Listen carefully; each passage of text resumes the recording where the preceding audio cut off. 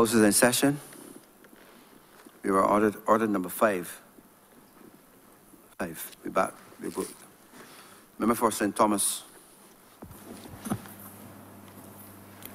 Thank you, Mr. Deputy Speaker. I want to add my voice to this debate in relation to the Offences Against the Persons Act, Cap 141. I want to start, sir, with the biblical pronouncement as found in Exodus chapter 20, verse 13, that is associated with the 10 Commandments. And that particular one that speaks to the whole issue that cautions us as people, thou shalt not kill. And that shall not kill says that these commandments, sir, help to serve not only Barbadians, but people across the length and breadth of the world. And therefore, I believe that it has really made, these commandments have made indelible marks in the lives of Barbadians now and Barbadians in the past. And I want for our society to again be the safest and best society in the world. I support this amendment, sir, to this act because it continues to uphold the death penalty, or what we call capital punishment. Everyone in this chamber, sir, and everybody in St. Thomas, I believe, and the rest of Barbados, knows of me being a strong proponent of the death penalty. I remember one day I called in on the calling program, and Mr. Ellis was the moderator, and it was just a few hours after some young men were brutally murdered. And I made my point, and then they said, you know, Mr. Ellis, I am a strong supporter of the death penalty. And he said to me, well, they may have to take the whip off you in Parliament. Well, I am not here to be speaking against this amendment, because this amendment says that the death penalty will return. The mandatory death penalty will go.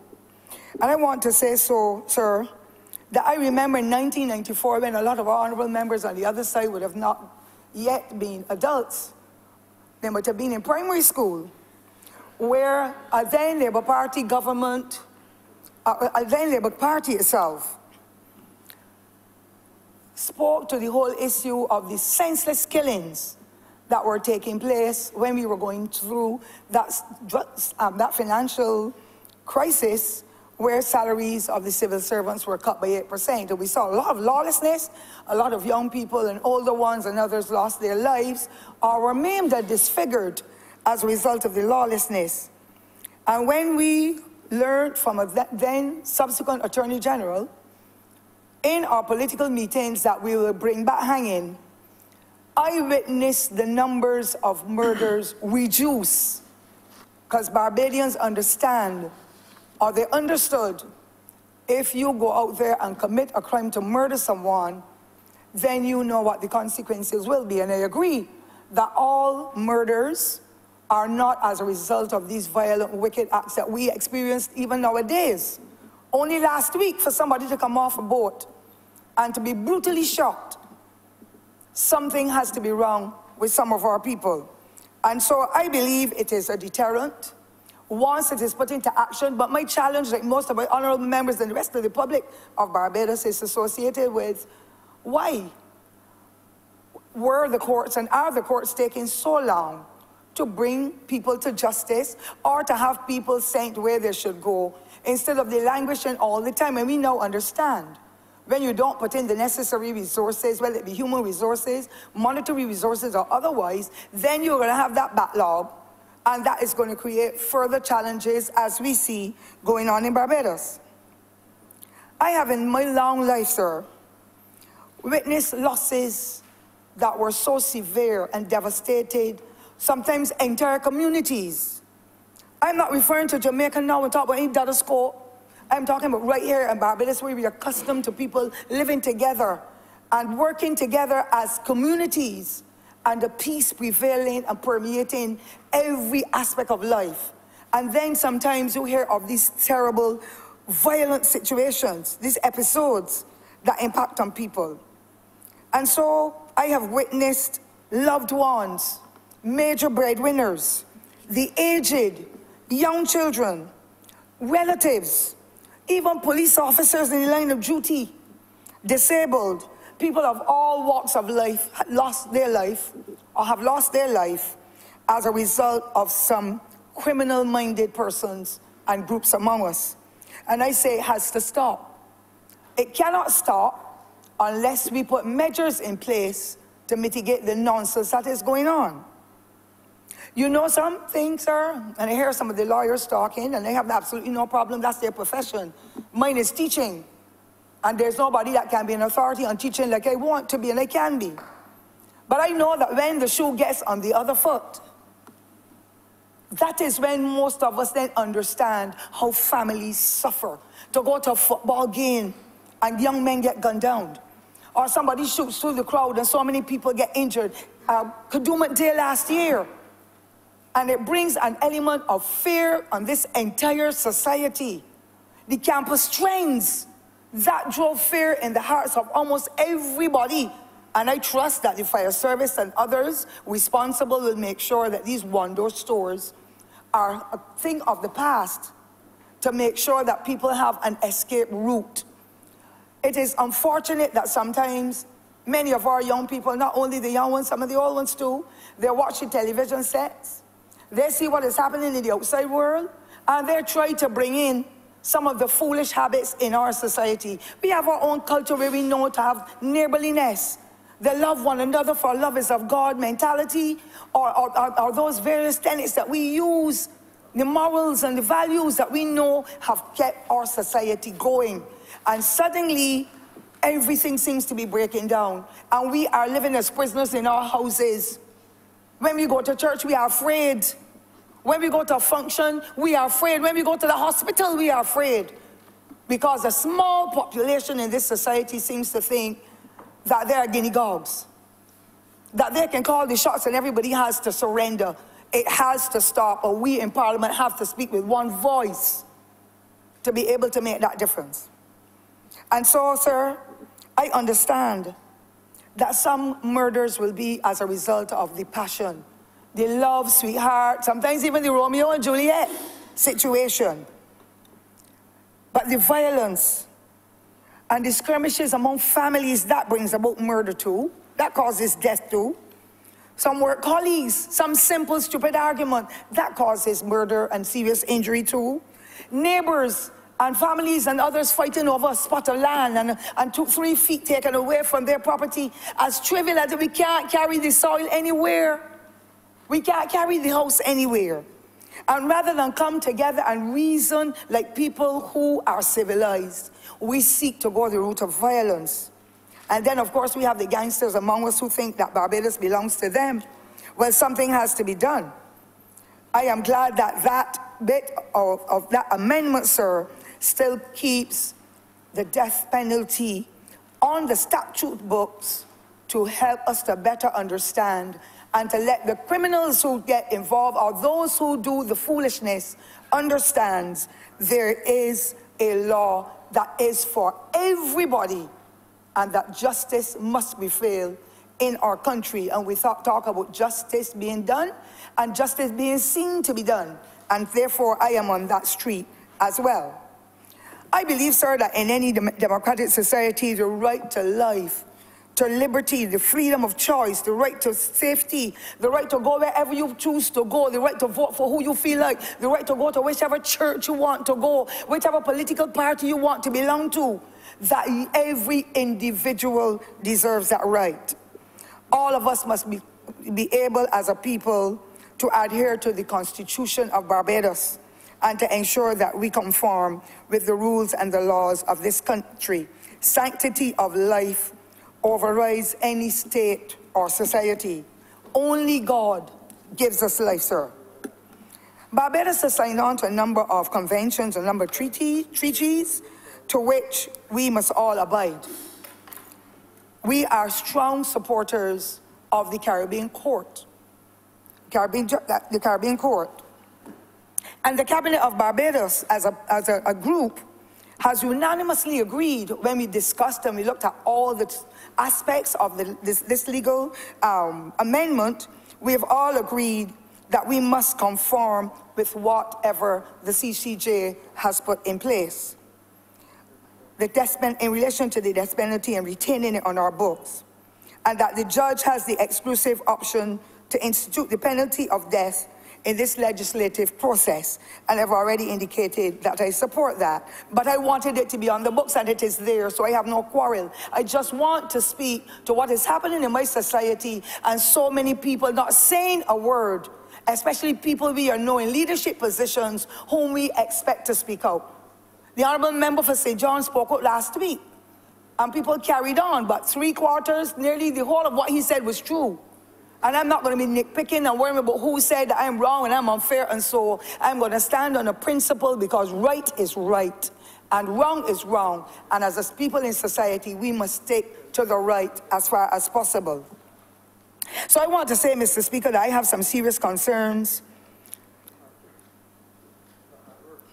And so this society, with the right-thinking people who suffer as a result of murder and heinous crimes, must stop.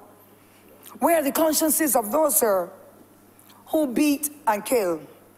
Old lady down on Princess Alice Highway by a seat, she lost her life. A vagrant, they said it was. She was still a human being though, sir. Rape and killings. People throw up all kinds of substances and kill others. We rob and kill, choke and kill, shoot and kill, because that seems to be the norm now. Stab and kill, poison and kill, burn down house and kill. I mean, it just goes on and on and on, and it bothers me, and it is not a good example for our young people to have to be witnessing all the time. That will drive the fear in the hearts of some of those young people as well. I have a tremendous difficulty, Mr. Deputy Speaker, sir, in relation to bail for murder accused, because there are so many instances in Barbados now where we know that some of those individuals who have been given bail for murder cases that have not been fully tried, that they leave those prison and they go back and commit some of the similar murders according to what we are hearing, and have to go back there again. It is wrong. And I think that that is some kind of willful situation. We had that wonderful experience of coming from the north of Barbados and walking up to the hospital, the Queen Elizabeth Hospital, and going through the northern entrance in the past.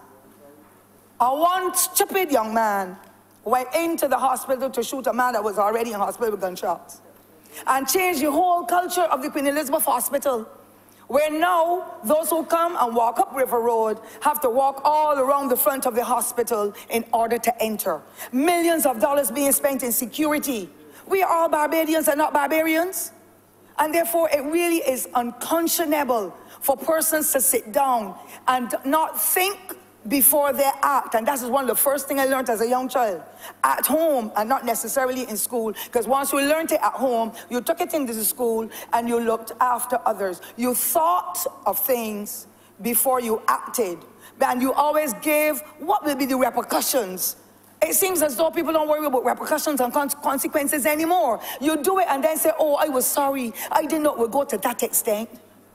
Something is wrong with what we are teaching our children in our homes and what we are teaching them in our schools, because we seem to be living out those biblical stories, those Aesop fables, those other aspects of living, those wonderful biblical sayings that help to reinforce in us. You do it after you think. And if you know it is wrong, you don't do it, because you're bringing shame and disgrace not only on yourself, but your family and the community in which you live. Even the school that you attend, people cry down, I can't believe that is a student from the school, and they call the name of the school. We do not think before we act appropriately, Mr. Chairman, Deputy Speaker, sir. I want, sir, to indicate my dismay. I know that the legislation was passed, and I felt that it should have given young people a new lease on life. Those who are under 18 who committed murder, that they will not be hanged. And it is so unfortunate now that some of the biggest criminals seem to be targeting those young people, both boys and girls, and putting a gun in their hands, or sending them to take out somebody with whom they had a difficulty. When I learned of a man from down in New Orleans a few years back, who walked through a crowd at the street fair and missed and kicked down somebody's bottle of brandy, he lost his life as a result of a bottle of brandy that cost a few dollars. Something is wrong with the psyche of those who commit those hideous crimes. And so the young ones now seem to be targeted.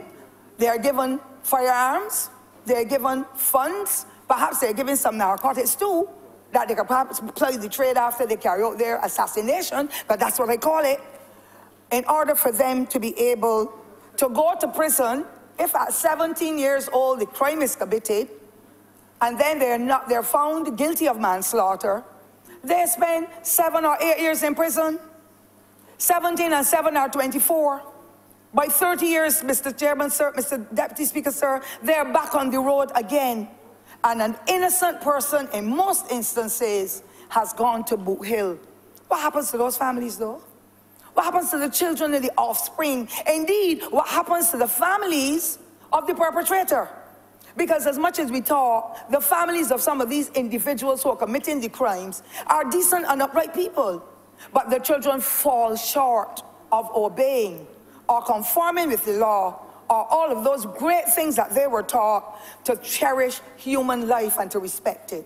And so today, I want to express my views, and I shall, because there seems to be a hardened kind of criminal in Barbados nurturing these young giddy-headed boys and girls and destroying the good fabric of this society. I am happy that this amendment will continue to be on the statute books so that we can see that justice at least will seem to be done. I want also, Mr. Speaker, to say that when innocent persons, whether young or old, are struck down, there's a tremendous loss. The element of grief, the dislocation, the suffering in homes and communities as a result of what has transpired, sir. Sometimes other family members die with the grief. I know because only last year I had a child who was caught in wrongdoing, according to what was said, and he lost his life in Christchurch, and the next few days his mother went on, and the next few days the uncle went on, and I know because they were my former students. And I'm saying because the grief is so heavy, some hearts can't take it, because to lose a child, a mother feels that grief, a father feels it, grandmother who raised the child feels it, because that child may have gone astray. And it is not right for it to be happening with that callous kind of approach as we see it sometimes. The state has to fill the void, though, Mr. Deputy Speaker. The state, meaning the taxpayers across Barbados, whether you're a janitor, police officer, teacher, member of parliament, whoever you are, the state feels it because collectively we have to contribute to that pool. And that pool that prepares the money, the funds, financially, they prepare it. The state feels it socially, psychologically, and even spiritually. Why must we, the hard-working, law-abiding citizens and residents of this country, live in fear in our houses and our villages and have to put up wrought iron and security, the cameras and different things to safeguard ourselves, when we know of a Barbados that was always the gem of the Caribbean and the most peaceful place you could ever want in the world? And visitors flocked here because they know they could walk freely and they can mingle with residents and they can sit by the bar, by Zanzibar, wherever, and have a drink and have no fear. All of a sudden, these negative elements are creeping in and destroying the goodwill and destroying all that history and everything else to do with our culture and soul that our foreparents and us have tried to bring it to the level. Mr. Speaker, sir, too many among us are criminally bent. Too many destroy human life and dignity. Indeed, many wait until they are arrested and then say, Your Honor, meaning the judge or the magistrate, I didn't know that this would happen.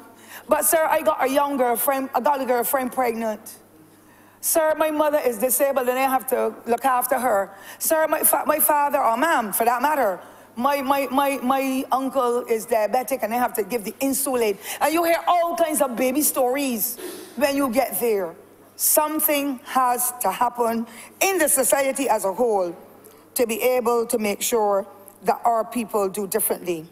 And we have to reinforce among our youth, in our households, in our villages, in our schools, and wherever we see them in the workplaces, the saying that says, a man is known by the company he keeps.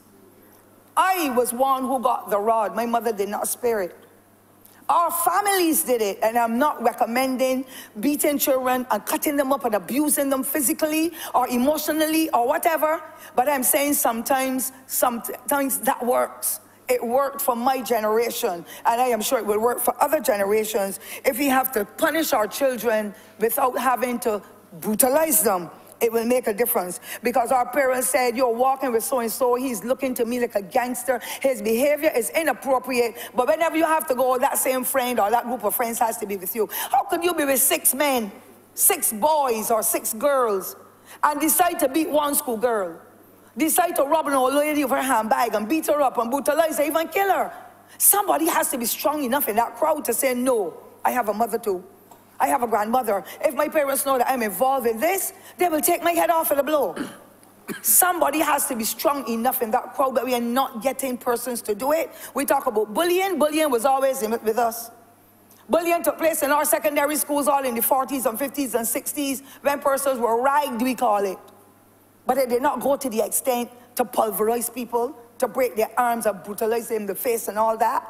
Something has to be done by us, the politicians, by us, the senior people in the community, by us in the workplace, by us in the Sunday schools and the Saturday schools. So I'm not forgetting, y'all remember for St. Peter, the Saturday schools as well, the Sabbath schools and so on. We have to come together and save our society for the damnation that we are witnessing, clouding, let me say, this society of ours that we have worked so hard to build, sir. The do unto others as you will have them do unto you golden rule. Nobody thinks about that anymore. Love one another, for love is of God. And the final one, any coward who runs away. I know some of the young members on the other side can't even complete that for me, Mr. Deputy Speaker, sir. Any coward who runs away, St. Michael South MP is looking at me really hard. He's a poet, he's a poet, and I believe he might know. But any coward who runs away lives to see another day. So when you see the stones being thrown, and you see the fight start up, and they're all laughing, sir, so it means they don't know it. But when you see the stones being thrown, when you see those perpetrators coming to take advantage, run as fast as you can and get away from there. That spells evil. That spells wrongdoing. That spells going into the hands of the police and going up to St. Philip in the Dodge prison and spending some time where we have spent so much in education that we expect our young people and our older ones as well to know better and stave themselves away from the crime and the violence. Mr. Speaker, I speak with a really, really very heart today. I know of a singer, sir, whom I love dearly, had penned scores of songs. But the one that I try to listen to as often as I can, sir, by some calypsonian called Johnny My Boy. And that song goes like this. I'm not going to try singing it, sir. I know people just had lunch, sir. But it's one of my favorite songs. It's a powerful message for the youth. How many more must carry this load? How many more? And it goes on and on. Then it talks about blood running in the street like water. And mothers drying the tears, and they're crying and they're bawling. I mean, although I have an example like that, nobody seems to study what's happening. Another one called Rick. Little Rick. Me don't know how the youths get so. We have to make sure. I'm old but not cold. The head is still working, sir. We have to make sure that we reinforce and let our children understand the contents of the lyrics. The lyrics or the stanzas, whatever. so that they understand the message that is being sent says, you can choose the path that will take you to prosperity, or you can choose the path that will take you to damnation. And when you see what's happening to your friends, that is negative, you don't want to be like that. When we were growing up, we never chose friends that were disorderly and disrespectful. Children cursing at their parents and all that, as limited as it was. They could not be my friend any longer, Mr. Deputy Speaker, sir. I take time sometimes, sir, to watch Synergy TV in the morning, a Trinidadian television, with Stefan and Ian and somebody else. I try to keep abreast of what's happening in the Caribbean in between. And my heart hurts me today. September the 18th, almost 400 people murdered in Trinidad alone today. I thank God that Barbados is nowhere near there, and I pray that we will never get to that level. Only this morning I saw a mother and a sister, a mother and a sister, a mother and a son murdered as well. Young people just being wasted away in the marketplace, in the church, in the town, in the hotel, in the fete. What is happening in the world? Where have we failed as adults and as policy makers that this kind of carnage is going on in our society, and we seem to be helpless? Yes, I am glad that that death penalty component has been retained, but I want the courts to be a little more efficient. Do it quick, quick, quick. And if the judge has to make that determination, the judge has to do what he or she has to do. But at least we will be free of that element of negativity that is destroying this place. I live in a wonderful parish. It is not in the best condition, and I'm glad the Honourable Minister for Sanitation and so sits next to me, because we have the biggest dumping ground in the whole of Barbados. Everybody's garbage must come to St. Thomas, and then we don't get ours picked up till sometimes every 6 weeks, as has happened for the last 4 years. But you know what? It's not only a dumping ground for garbage, though, you know, Mr. Deputy Speaker. St. Thomas is now a dumping ground for bodies. A dumping ground for bodies, where people seem to be murdered elsewhere and brought and dropped in Hangman's Hill. Hangman's Hill had about 5, as far as I can remember. Contain had 1, the young girl that was in the boot of the car, one of the twins in that particular case. I will say no more, because I don't think that case has been concluded. We had Halbert, a young man that was raised in my household with my son. Christmas morning, he stopped cutting hair after midnight, and a half of a fool from up in St. Joseph came down to a fete in Highland, and when they were listening to the dub music, I don't know what else they had, you hear poo, poo, poo, liquor shop. And my man put the shop in the semi-automatic rifle in the air, and when he dropped the hand, he's still holding the trigger. Halbert had just gotten there less than 2 minutes. Dead as a doornail in Highland St. Thomas. No, he didn't interfere anybody. He was not that kind of person. A child that was raised in my house. So you know how I feel about that, Mr. Speaker, as I feel for anybody else's child or nephew or grandson or girl child. It is really very, very hurtful. Vaucluse had 3 bodies as far as I can remember. Jukes had 2. Jackson had 3. Well, there was a murder in Allen View. My child Ryan, who was one of my Cub Scouts in school.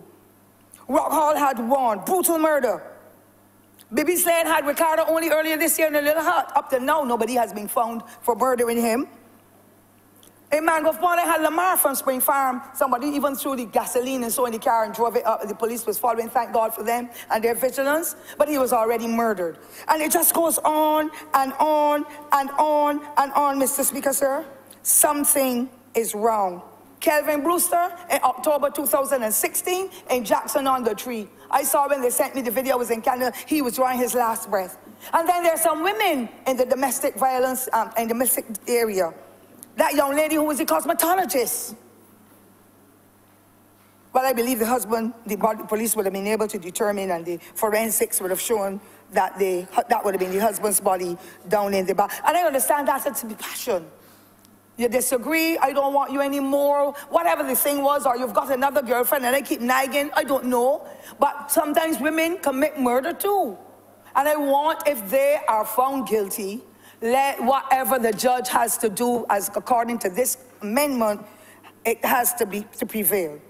the costs associated with this kind of murder and the maiming, sir, of people in this society is extremely prohibitive. It is cruel, it is heinous. It leaves us with orphans. It leaves us with families that are helpless, especially when that major breadwinner goes. And the taxpayers have to fork out the money, endless funds. Because when we have the prisoners in the prison, at Dodge prison, we still have to feed them. After all, they're human beings. We still have to feed them. We still have to make sure the electricity is there. We still have to make sure that the bus is there to take them. We still have to make sure that equipment and materials are bought for them to be able to carry out their skills, because not all of them in there are murderers, but we have to look at how we can help them to be rehabilitated, to come back into the society, those who have to come back. But the legal aid has to be offered for some of them. The hospital and health care is another one, because all of them don't die at the same time, so that perhaps would be manslaughter, not murder. The counseling for families left behind. The maintenance from welfare for those families, because the major breadwinner is gone. The child care sometimes has to take in the wards because they're orphans. The court system has to have the police, the court marshals, the judiciary, the clerks, the privy council, not the privy council, but the CCJ, and so on. Structures have to be put in place, maintenance to the courts, and we have to be expanding and expanding and expanding to facilitate people who keep doing wrong all of the time. All of the time. The education is wasted. Some of them go to the highest schools, the highest tertiary institutions, and then come back, and all they could do is join a crowd because of Tampi. Is that what you call it? You would know, you open it. Tampi. The drugs at whatever level, and that is taking over our young people and some of our older ones as well. I really enjoy your speech. I am going to come to the close, Mr. Speaker, sir, by indicating, sir, that I am of the opinion that these persons who are in prison for stealing and for small infractions, that those persons, sir, can be redeployed into the system as it was in the past, sir. For when I look around the parish where I live, and I have the proud opportunity through the help of the people, sir, to represent them, and when I look all in our canals and all over Barbados, the government and the private sector have to be forking out millions of dollars to keep our environs clean. I support any measure, sir, for those members of our society who are incarcerated, that are the trustees and others with them, to come back into our society as they did in the 1990s and even before, and help to do some of the bushing, some of the picking up of the old cars and so on. And whatever funds are there, that institution puts something into the coffers of the prison so that when these men come out, they can still help to maintain their families. I would like to see them fully deployed in our systems. And I support the other member for St. Philip North. Let those scores of acres of land in St. Philip around the Dodds prison be properly cultivated so that the prisoners not only can they feed themselves, but some of the produce can be sold to the public, and the funds will come back into the prison to buy the materials for the artwork and to do the barbering and so on and so forth. I believe that that could happen in that rehabilitative process, sir. Too many bright minds are in the Dodds prison, Mr. Speaker, sir. I want, sir, as I close, to say that we must get back to basics in this society. And it is incumbent upon every last one of us in here, and those who have left this chamber, and those who were there before, and the retirees, and other able-bodied people, like the ones in the university, whom we are paying again for their fees, sir, like the ones who are at the community college, those who are in the polytechnic and the different institutions, to come back and tithe some time with our young generation. If we have lost some of them as a result of the negativity and so on, let us work with those who are still in our primary schools and in our villages. Let us work with them through the youth commissioners, as I know that has been happening. Let us work by opening up the community centers on evenings, sir, not mornings. Schools open at 8:15, community centers are open. By the time the children go home from school, the community centers, the pavilions, and so on shut off. You can't get light, you can't get anything. The alma member for Christchurch, East, West Central has been trying to turn that around. That is what we need in this society to engage our youth. And parents are to make sure that they get the necessary training and engagement so that their children can become members of social clubs, the scouts, the brownies, the guides, the 4-H, the cricketing, the football, and so on, to be able to give them an option as to how to keep on the straight and narrow with the discipline at the forefront. And I want to see someday when the youth service can accommodate 400 young people, because they're out there and they choose. When parents are told, why not let this child at 16 plus go to the youth service? You want to go? Well, I would like a child in my house to ask me that is under my roof that I have to feed. Because he will go, but with an injection of something.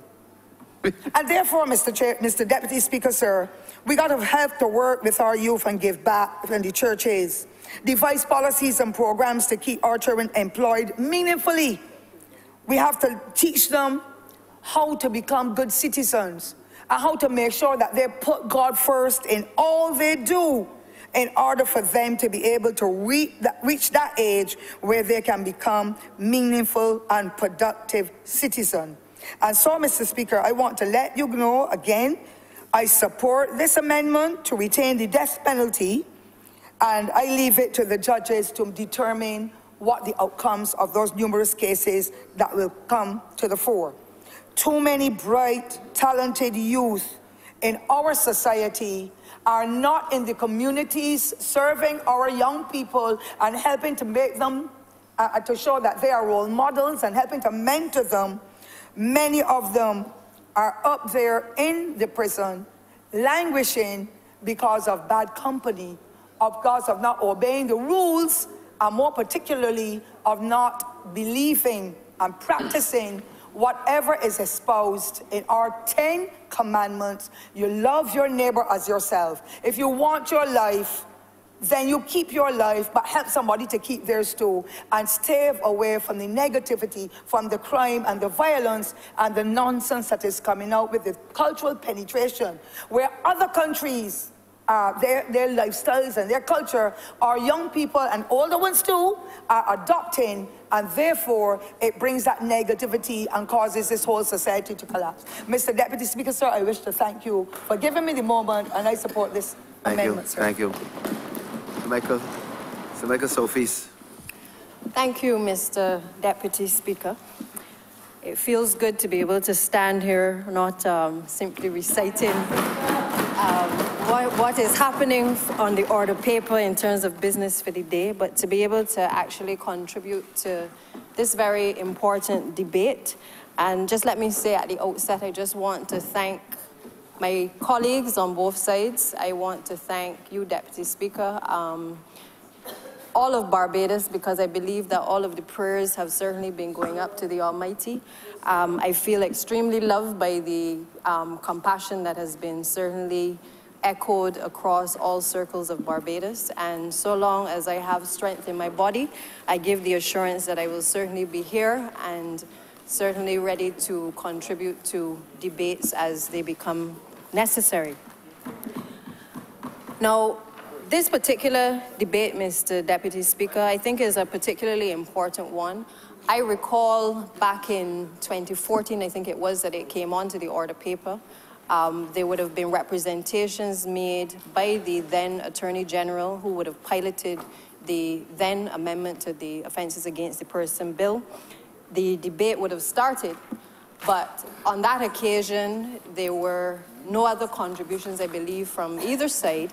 The debate was postponed, and while both the Attorney General at the time and also the former Prime Minister would have indicated that Barbados had a responsibility to adhere to its international obligations and responsibilities, it became clear, certainly to all and sundry, that the last administration had no such intention to uphold what the Barbados people and certainly the Barbados government had been known for traditionally over the years.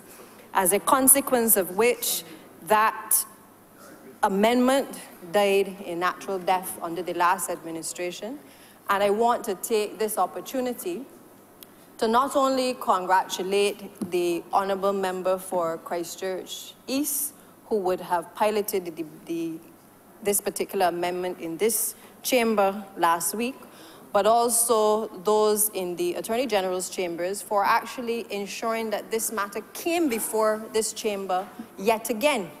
Because I believe it speaks to the fact that this administration is serious about what it has promised that it will do, and that we are not going to go back on our commitments in relation to our international obligations.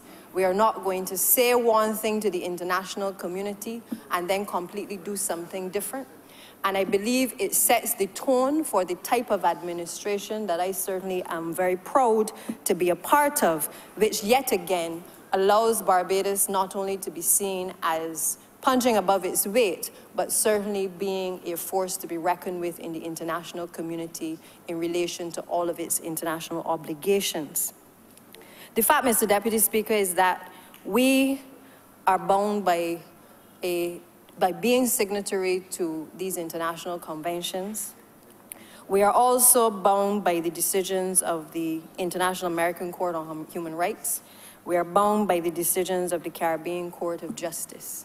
And therefore, regardless of whatever personal feelings members may have in relation to the death penalty, the reality is that we have a responsibility to uphold and to abide by those decisions which are made by the persons in whose comfort we have rested these decisions to be made in our best interests. It is interesting to me, sir, that while much debate surrounds the issue of the imposition of a death penalty in this country, that persons convicted of murder to be sentenced to death in Barbados have not been hanged since 1984. That's some 34 years. Now, Barbados is not alone. There have been other territories in the Caribbean where, while we seem to want to keep it on the statute books, the governments of the day, and certainly the judiciary, have been a bit reluctant to either remove it completely or reluctant to enforce it. And I suppose that speaks to our advancement as a people in relation to how we view taking a life and certainly giving life. I certainly, when I was growing up, I have been brought up on several Christian principles, and I have been brought up to believe that, you know, no man gives life, and therefore no man should be at the forefront of taking life. That doesn't take away from the fact that there are people who, for one reason or the other, take others' lives, and there's a system in place, our judicial system, which therefore imposes particular penalties in relation to persons who offend and breach the rules that we abide by. That notwithstanding, Mr. Deputy Speaker, I take the view, as well as both a former practicing attorney, but also someone who represents a constituency where I have been on both sides, both as on the side of the persons who have been related to the person who has been brutally murdered, but also on the side of the person who has been accused of being murdered, that I've seen it from both angles. And while I do not support the taking of life by any one individual, what I will say is that based on the constituency that I've represented, I also know that there are several factors sometimes that lead people to commit a number of these crimes. The statistics will show that a number of the people who are brought before the law courts for these particular crimes are often people from particular socio-economic backgrounds. And therefore, one would lend to the conclusion that only particular types of people commit murder.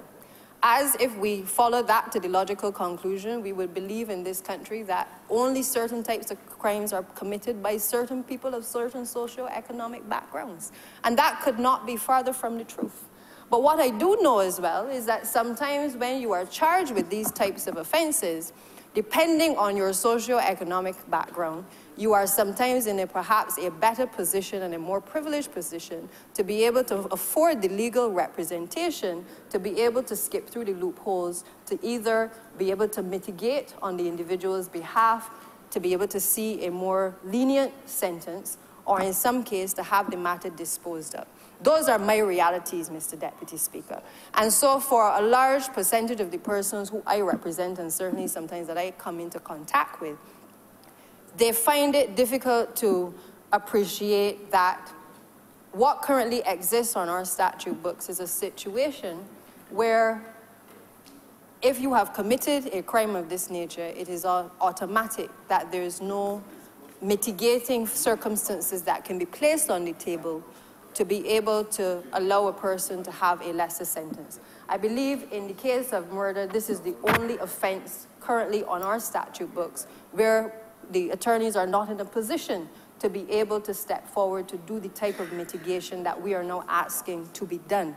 And I think that that is something that this amendment would certainly allow persons who have been, in a sense, unfair or in a sense felt as though they did not have the ability to represent themselves fully, that they will now be in a position to be able, through their attorneys, to be able to make those respective representations to have the matter looked at.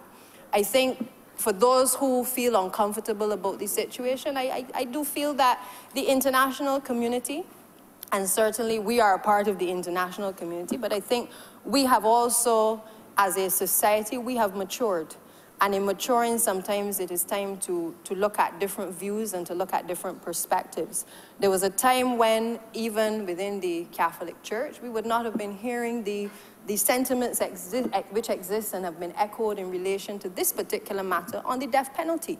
But we have seen the most recent Pope Benedict speaking to this issue and stating quite clearly the position of the Catholic Church is that in relation to this matter, no man should be allowed to take any other person's life. And that the only person who should be allowed to do so, or the only higher person who should be in a position to make those determinations is God himself. I certainly came up believing that, you know, you shouldn't judge lest you be judged. I came up with certain principles that said, do unto others as you would have them do unto you. Those have been my foundation principles. It is the things that have guided me. It is the things that allow me to function in a capacity in my ministry, even so where I deal with people on the basis of what they bring to the table, because I believe it is not the appropriate thing to cast judgment on someone unless you give them a fair opportunity to prove that they have something to offer. And therefore, it is something which I think deep down as Christians, for most people, I think that is what has guided us. And sometimes we have to pause a bit in relation to issues like this and ask ourselves if we are being Christian in our approach, if we are being fair in our approach, if the very things that we continue to go to church and say every week, if when it comes to matters of this nature, if again we are applying our Christian principles and our Christian upbringing and leaving the Almighty Father to do what he does best, which is to determine what is supposed to happen in relation to justice and fairness in relation to these matters. I intend not to preach. I leave that for the Honourable Member for St. Michael West Central and also St. Peter to do so, but I feel it important to share my sentiments because I think it is the sentiment of several people who are, in a sense, open on these issues, who believe that it is really not for us as legislators to set such a rigid manner in which a discretion cannot be granted. It is not the fair thing for us to do where we do not consider circumstances that may have led someone to commit a crime of this nature.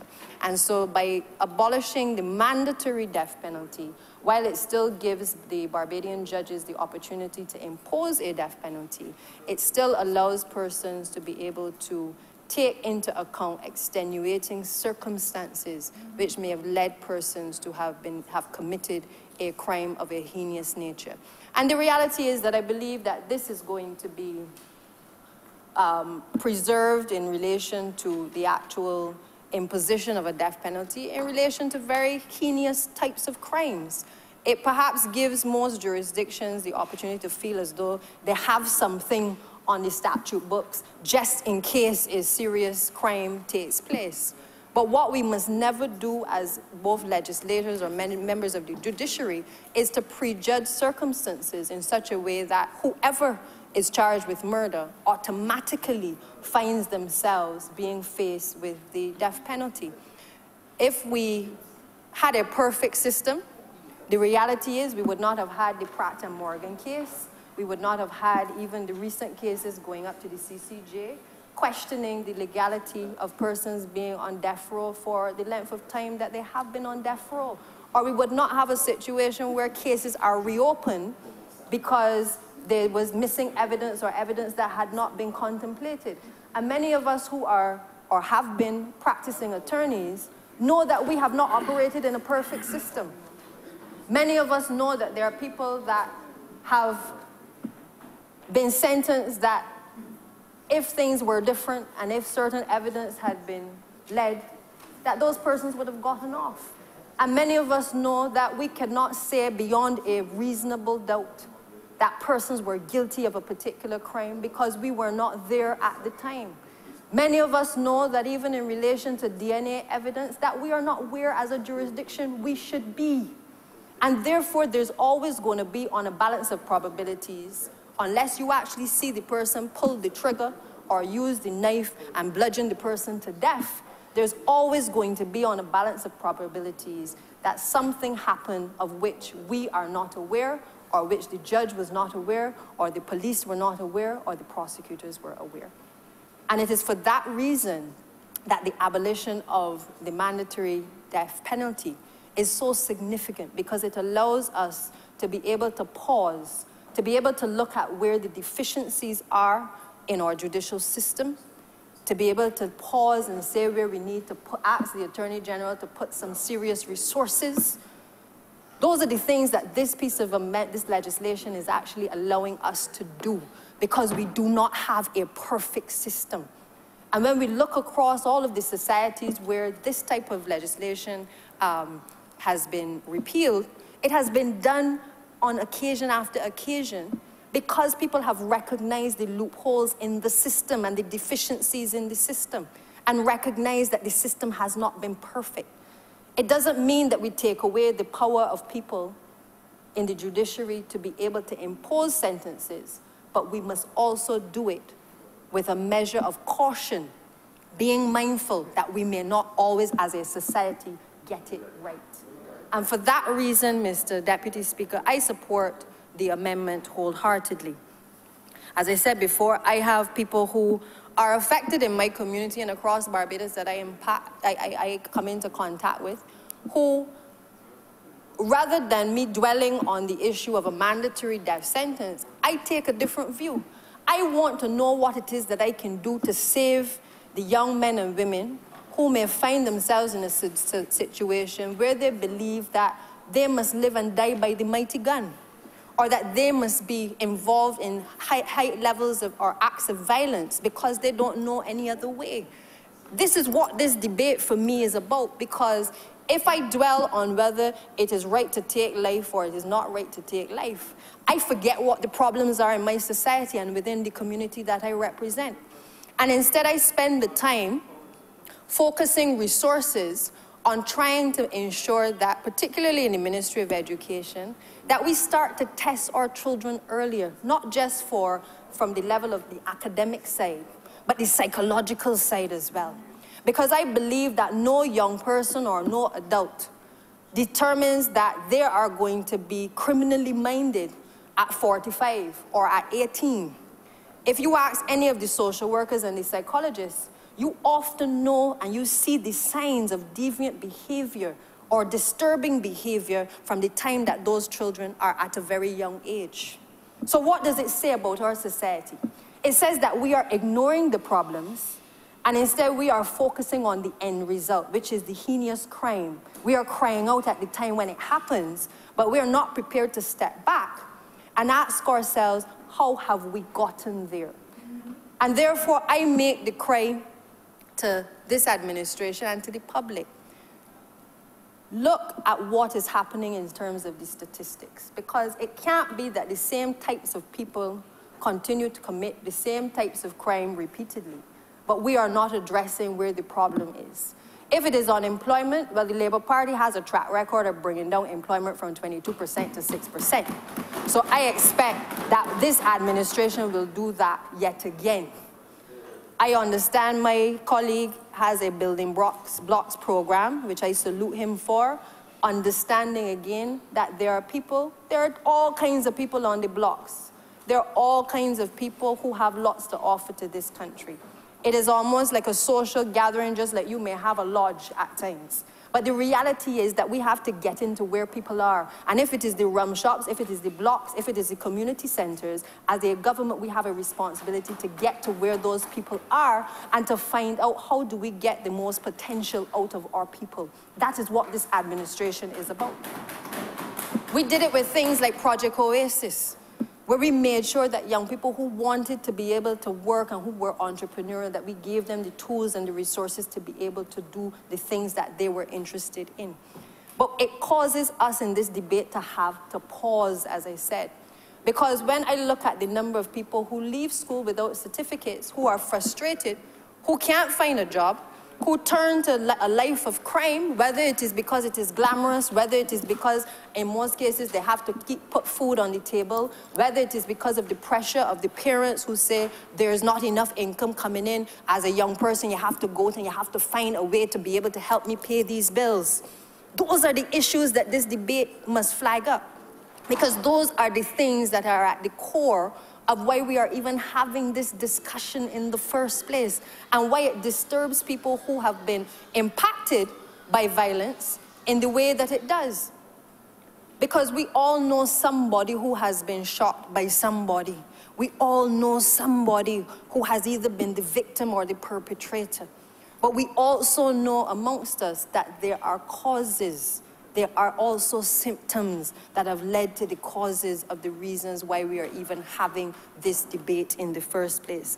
And so I would hope, as the Honourable Member for St. Thomas has alluded to, that we look at strengthening our community centers, or places where people can engage in activities, that we get back through the Ministry of Sports to ensuring that recreational activities are something within communities that allow people to burn off their energy.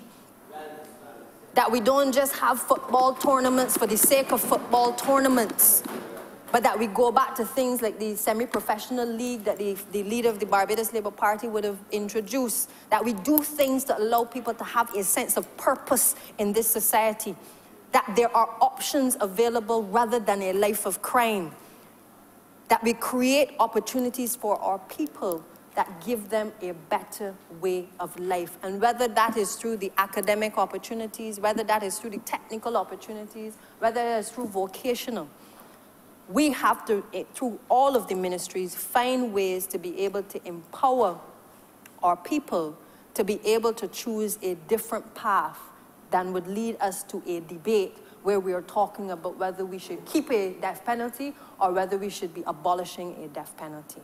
But again, I support the stance that this party has taken, that this administration has taken, because I believe it is progressive. We have not done like the last administration and ignored our responsibilities. We are dealing with things frontally. And the reality, there are going to be other things where we are signatories to, that we are going to have to wake up and decide whether we are also going to come to this chamber and pass that legislation to make sure that we meet our other obligations. Because when we talk about things like discrimination at all levels, we have to appreciate that that is where the international community is going. And sometimes the things that we have held dear and the things that have made us a conservative society, the reality is that we can no longer continue to exist in a 21st century Barbados with all of our international obligations, where we hold on to old colonial and conservative views when the rest of the world has moved on and are doing other things to be able to develop their societies. And so it requires a level of tolerance, it requires a level of trust in the systems that exist in our society. It requires us to put the resources where the resources are going to matter most.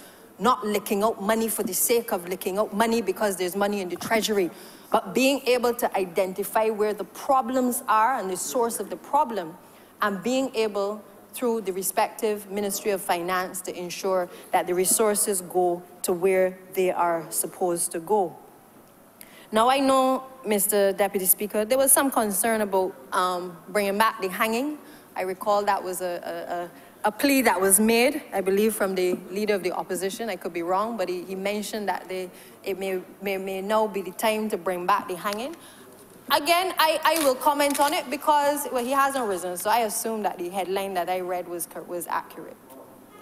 But for those who believe, I think that we should do so. Again, I ask us as a society to pause. You know, I, for one, could never support something which, when I think of my history, was something which was to make people submissive, which was also a spectacle to some extent in relation to our own black people. And therefore, without, as I said before, all of the things being in place in our system to ensure that justice is done, it is something that we need to pause and ask ourselves if those are the things that are going to define us as a society. If we get it right by putting the resources where the resources need to get to, we will be able to not have, well, or to have another 30-something years where we do not have anybody else hung in this country. That is my personal view. But what we must get right is where the problems are and be able to face head on what the problems are at the end of the day. And it doesn't make sense tiptoeing around the issue, because at the end of the day, these are things that the rest of the world is watching and looking at Barbados to see the types of decisions that we are going to make. Now, I want also, Mr. Deputy Speaker, to make the point that the abolition of the mandatory death sentence does not make this administration less tough on crime or even soft on crime, because there are some that believe that by taking this step that we are sending a message to the criminal elements in our society that there's going to be a discretion by the judge, and therefore, you know, they're going to be in a better position when it comes to sentencing. I want the public to understand that nobody sets about to end up in prison or to end up in the situation that they find themselves in. I have not come across any person with any criminal element thus far. Boys on the block, people who commit crimes out of you know, violent acts in terms of domestic violence, who just set about daily to find themselves either before the criminal courts or to find themselves locked away in Dodds for several years. I say to each and every one of you, we have to look at where the problems are. We have a society that is built right now. Most people believe in corporal punishment still. But the people who impose the corporal punishment on our system in the first place have moved away from the corporal punishment and are instead talking to our young people, talking to our people, talking things out, finding alternative ways of dealing with deviance and those kinds of issues, as opposed to instituting corporal punishment. I hear people say, but a good lick never stopped me from being who I am today. It may not have. But you know what? The child who suffers with autism or who has Asperger's, it makes a difference in their life in a public school system when we impose corporal punishment.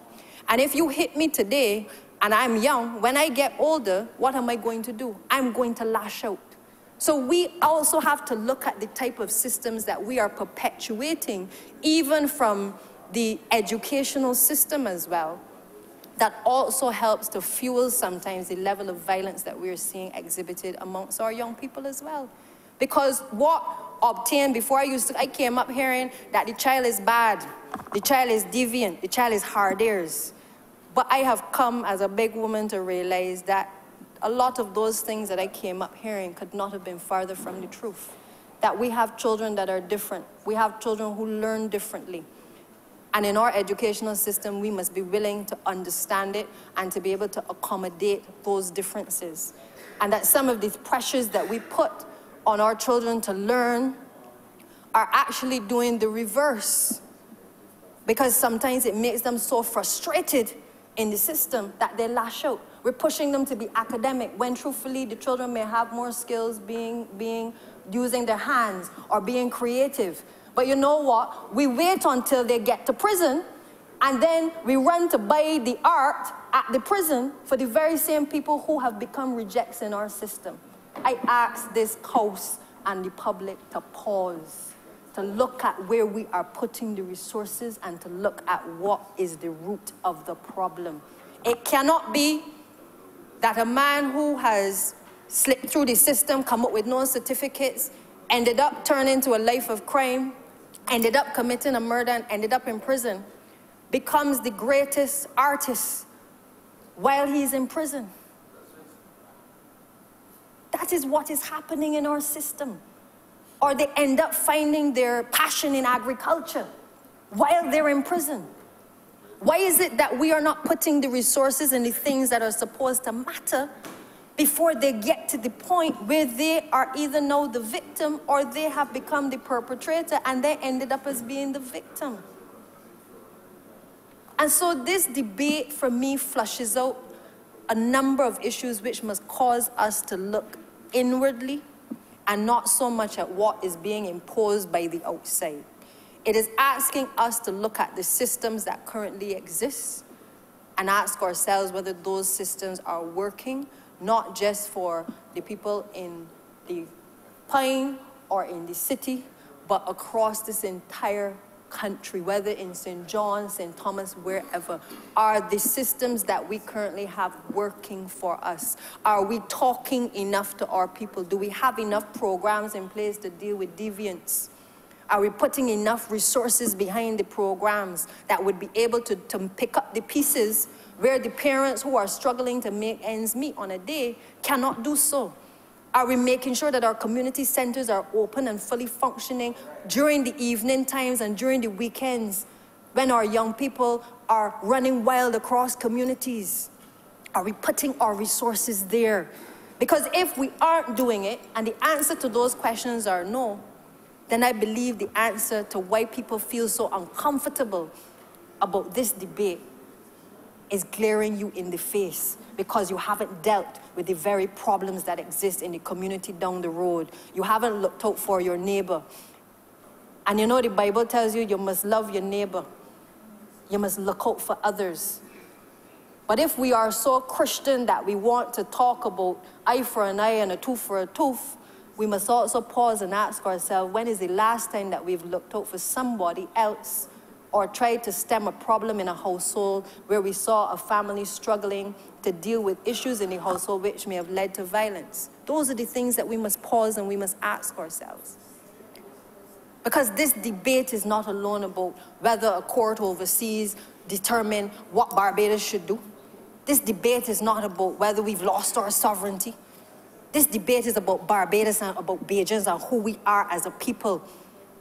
And whether we see that the cracks that are glaring us in the face, whether we are prepared to fix it, or we're going to talk pretty about Christianity, when really and truthfully we're not being good Christians to our brothers and our sisters and our sisters' children. That is what this debate is about.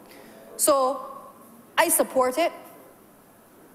I am glad I've had the opportunity to be back here to talk about it, to let you know that I have felt the pain of many of those who have suffered at the gun, who have suffered at the knife, who have been the subject of senseless killings in my community.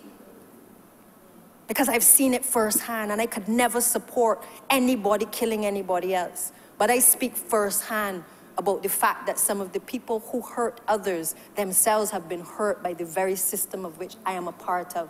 But I have a responsibility to help to change it and to stem the decay that I have seen taking place, particularly over the course of the last decade across communities. And so, Mr. Deputy Speaker, with those few words, as I said, I wanted to just share my perspective on this debate. As I said, I'm not going to attempt to be in the shoes of those who know more scripture than I do. But I do feel that having been raised the way that I was, with certain Christian values and principles, I believe that there's only one way. You leave the judgment to the Almighty. And it is not for us to do the things that some people are suggesting that we do. We are to set the tone as legislators, to allow persons a discretion to be able to pass judgment based on mitigating factors.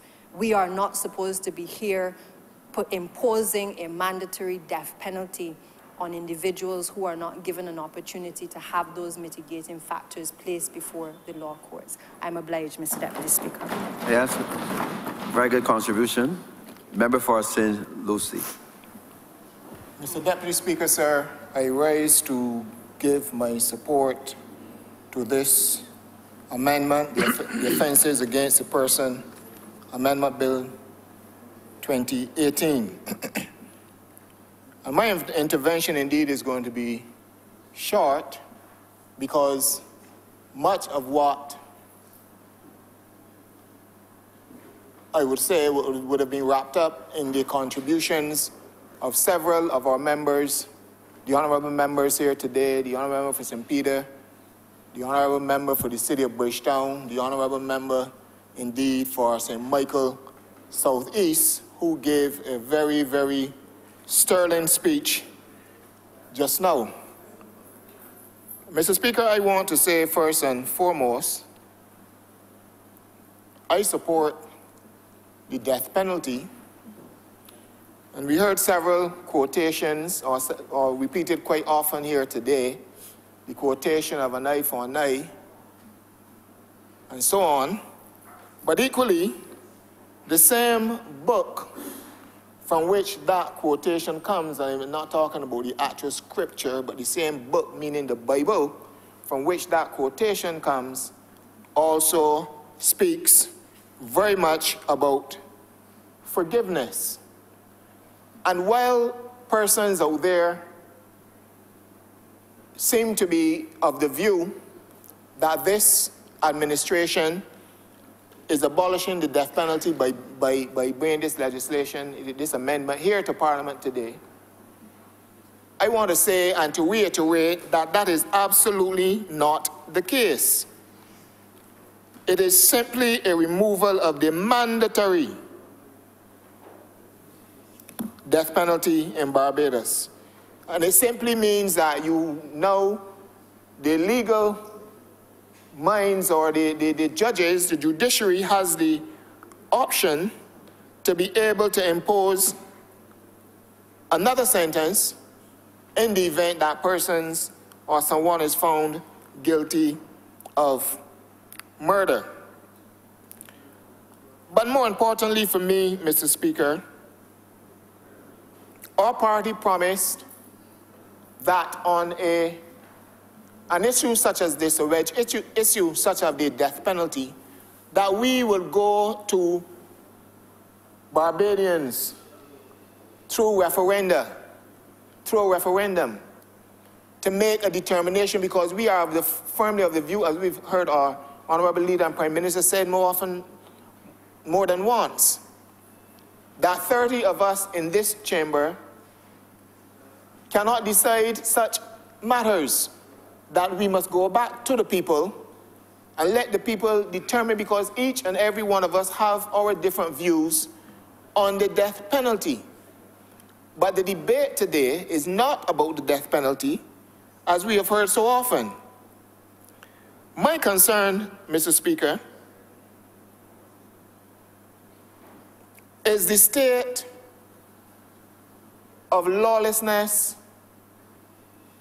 that seem to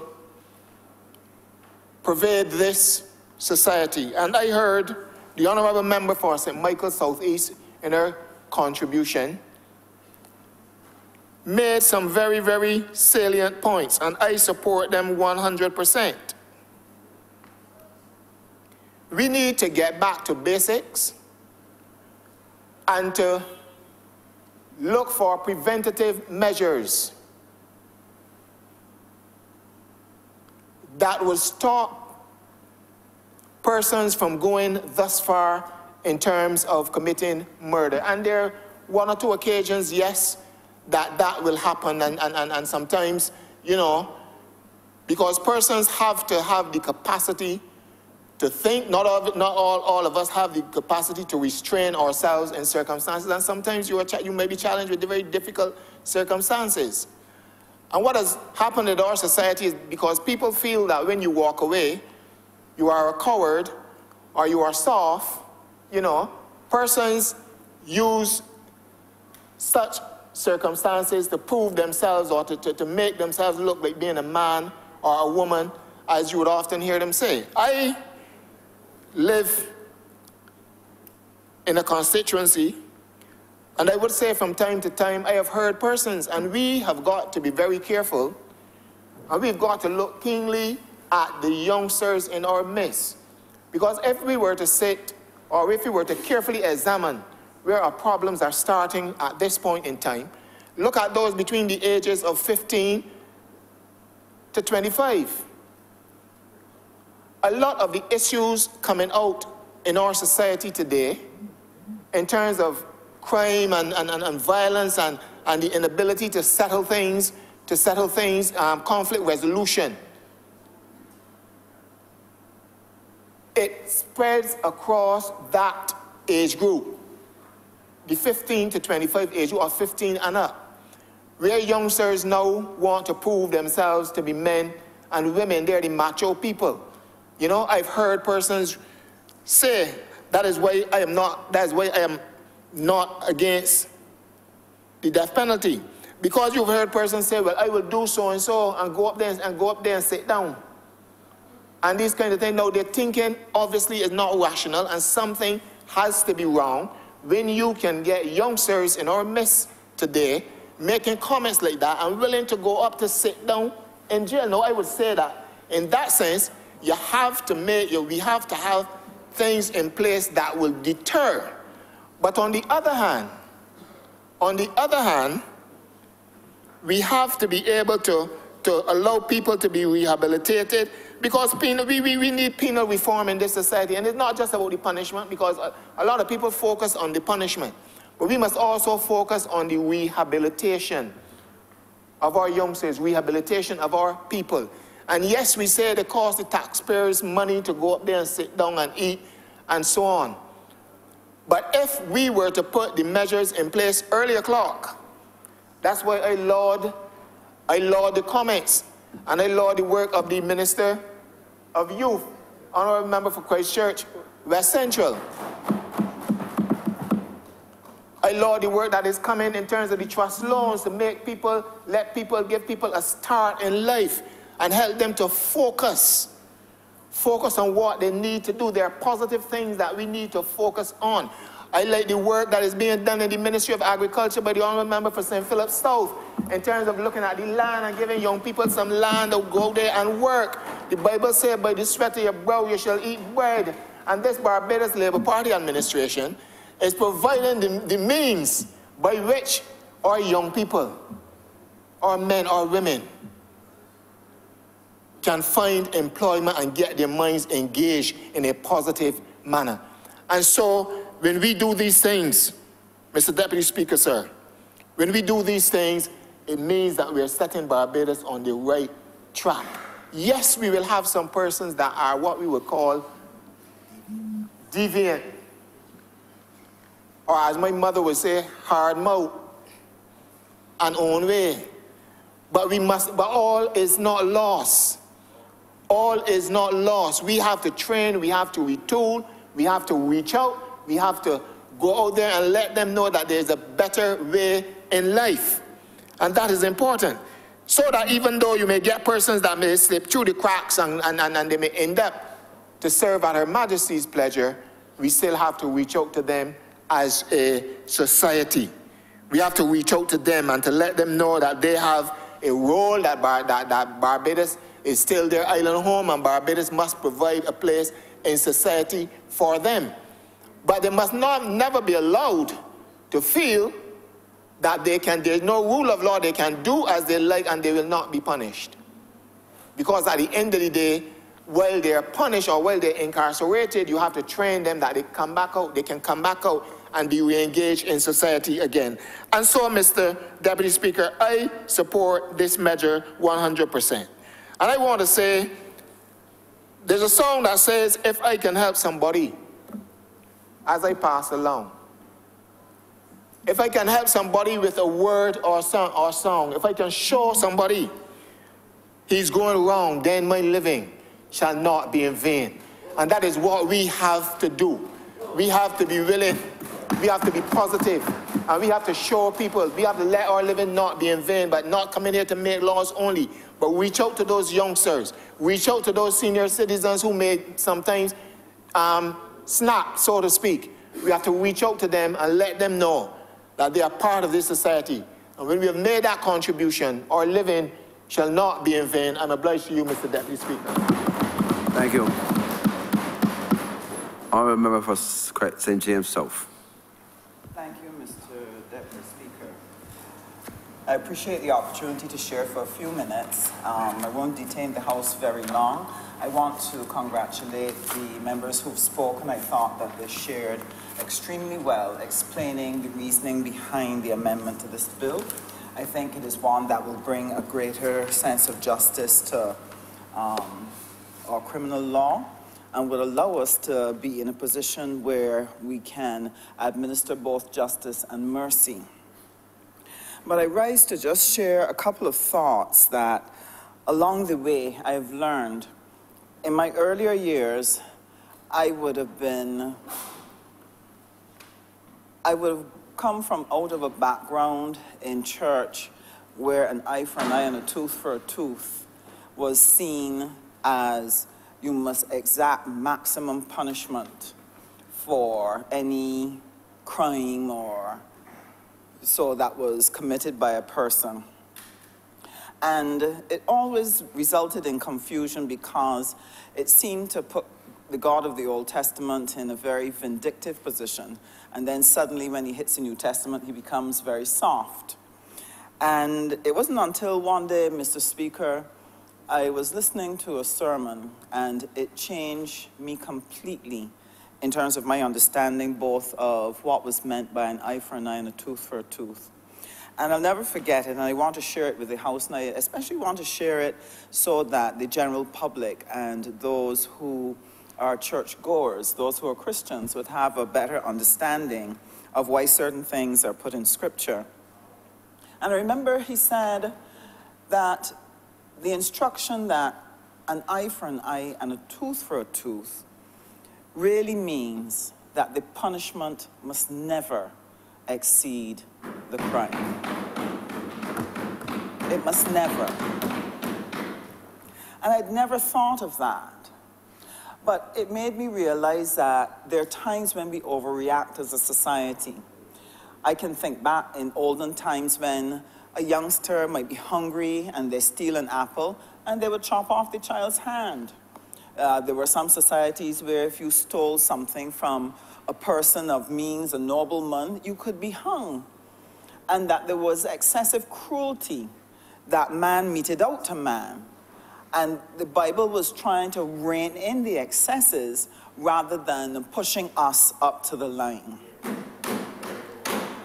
But then, when you look at how God himself administered this, when he himself was confronted with murder, in the story of Cain and Abel, though Cain had committed the crime of murder, what God did was to put a curse on him, and it would have made it difficult for him to earn, to work, and so on. And people would begin to recognize and realize that he would be seen as a vagabond, somebody that God was not pleased with. So Cain appealed to God for mercy. He said, look, if people recognize this about me, they'll feel they could take my life. And then God did something that I think we are seeking to do in this chamber today. And it was this. He said, I'm going to put a mark on you, and I'm going to tell people you are not allowed to take his life, despite the fact that he'd taken somebody else's. Because God, in the administration of justice, always starts with mercy. And this is what this legislation seeks to do. And so I have learned that lesson. I know how necessary it is, because sometimes there are some crimes that are so outrageous. Sometimes even just watching a picture, you see some outrageous things, you feel they should shoot he or they should, and it can really rile the blood of citizens. But the scripture reminds us the punishment must never exceed the crime. And whenever and wherever possible and wherever merited, mercy must be applied. And so we see the similarity now in the New Testament, where when Jesus was confronted with an adulteress, and people were exacting that you should obey what we interpret the Old Testament to be saying about a woman like this, that she should be stoned. And Jesus just had one word for them: you who are without sin, cast the first stone. So I want to commend this piece of legislation. I'm very happy to support it. And I trust that all Barbadians of whatever persuasion, whatever religion, whatever walk of life would recognize that we all need to walk with justice and mercy and to give grace to each other where it is merited. I'm obliged to you, Mr. Speaker. Thank you. Member for St.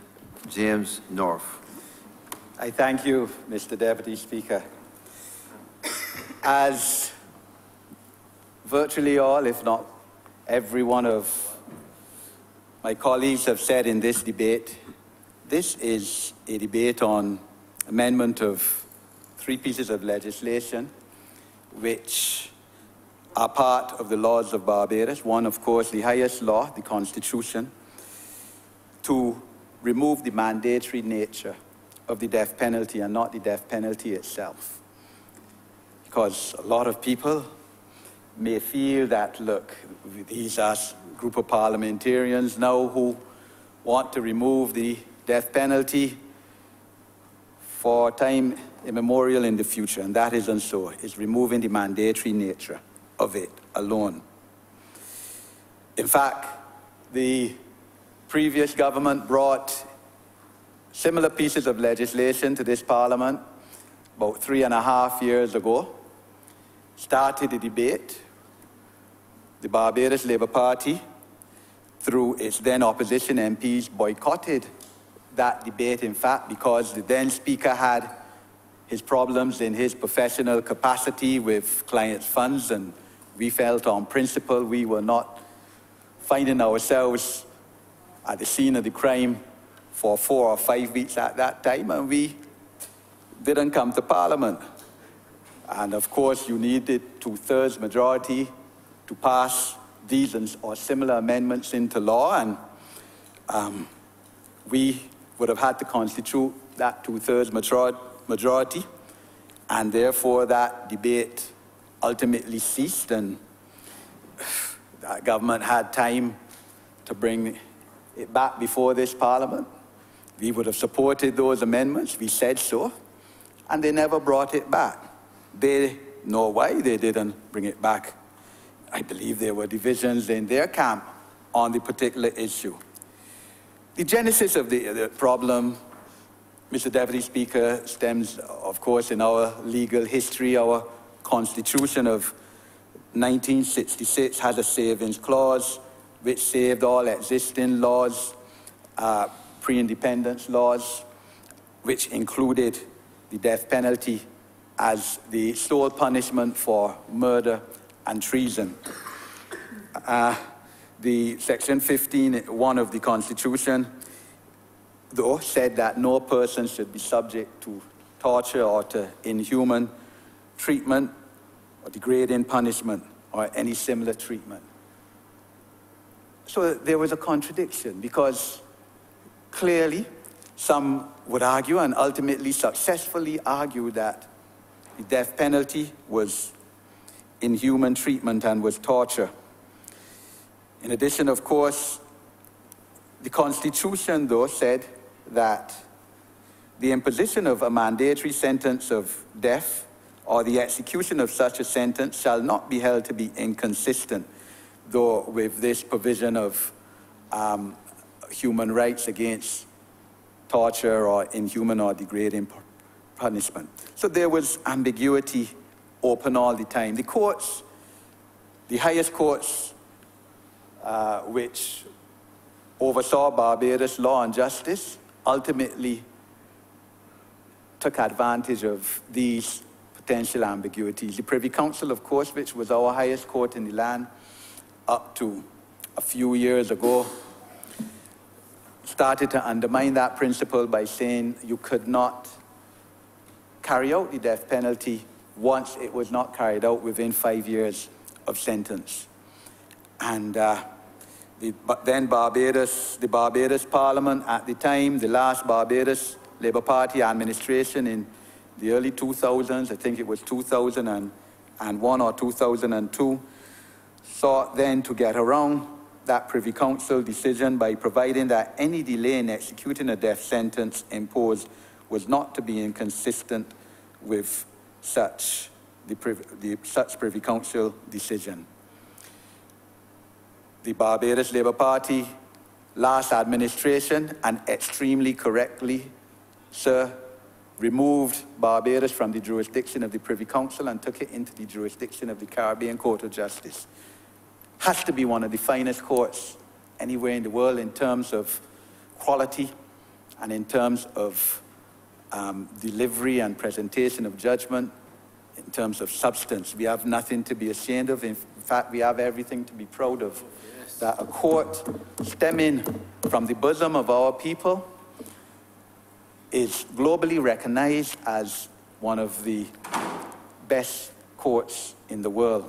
And the systems that have been set up to protect it from political interference in terms of the financing of the court and the payment of the salaries of the judges in terms of the trust funding, set up largely by Sir David Simmons, former Attorney General and long-standing parliamentarian, and by the present Prime Minister of Barbados as Attorney General in previous dispensation, ensured that protection of that institution from political interference. We can only hope, sir, that more Caribbean countries, as they will have the opportunity in a couple months' time to do, will come into the ambit of that court in terms of final civil and criminal jurisdiction. Antigua and Grenada, where I was recently and where the Prime Minister was recently and where she went down at a town hall meeting and spoke,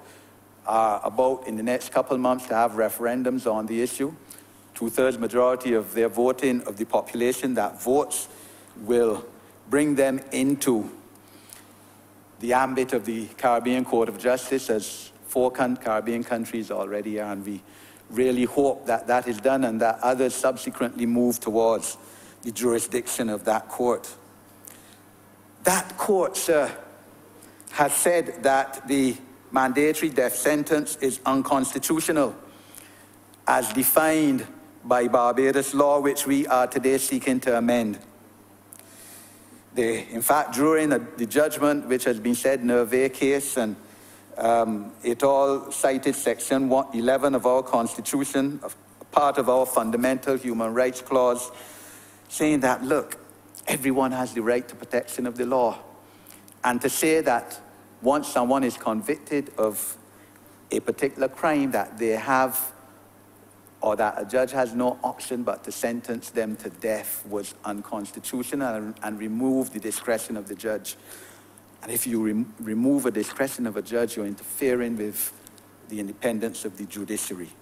We recognize that decision, sir. We stand by it. We stand by the rule of law. As the Member of Parliament, the Honourable Member of Parliament for St. Peter said earlier, he quoted from the Covenant of Hope of the Barbados Labour Party, which speaks to the recognition of the rule of law and of the independence of the judiciary. And long must that remain, sir.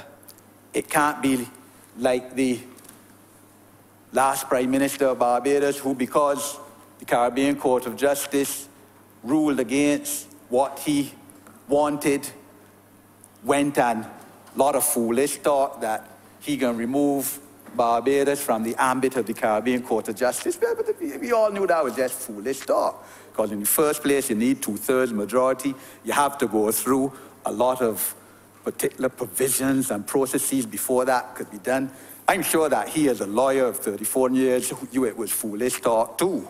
But you know how it is, when you're desperately trying to find a vote among the 155,000 people, 123,000 of whom voted for the Barbados Labour Party last election. The issue, sir, is that modern day legal thought has developed, sir, as it has throughout history. There was a time in this Barbados when the death penalty was the punishment for a huge number of crimes. Slaves. Death penalty was undertaken, carried out against slaves for all kind of things, sir. As the Honourable Member for St. Michael South East, and we're happy to have her here again with us today, sir, said the death penalty, of course, has been unfairly used historically in most, if not all, countries of the world against people of certain races, minority races, minority races, and in terms of ethical situation. It is certainly being used against people of the lower socio-economic group in a disproportionate way.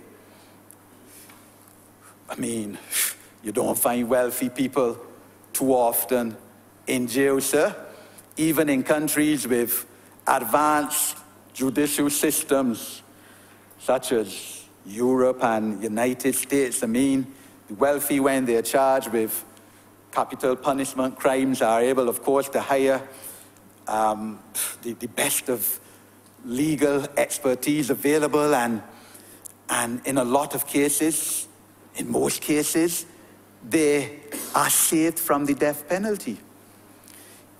In America, which of course still carries out the death penalty. Of course, Europe doesn't carry it out anymore, but that is a fact of the matter. And globally, certainly up to 2 years ago, 106 countries in the world had abolished the death penalty. That has been the advancement of modern day legal thought. In law and in practice, because even though you may not have abolished the death penalty, in practice you're not carrying it out. Over 2/3 of the world's countries, nations, are abolitionists and have put that punishment on hold. Even in the United States, Mr. Deputy Speaker, we know that at a particular time their Supreme Court put a moratorium on the carrying out of death penalties.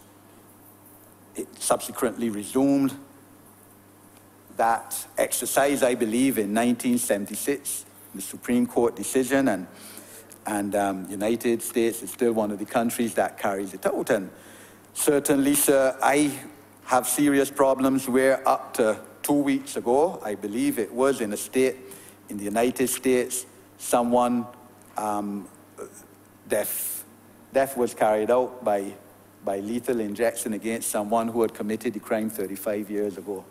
But here, of course, we were subject to a decision of the then highest court of Barbados that unless you did carry out a death penalty within, a death penalty execution within 5 years, it was unconstitutional.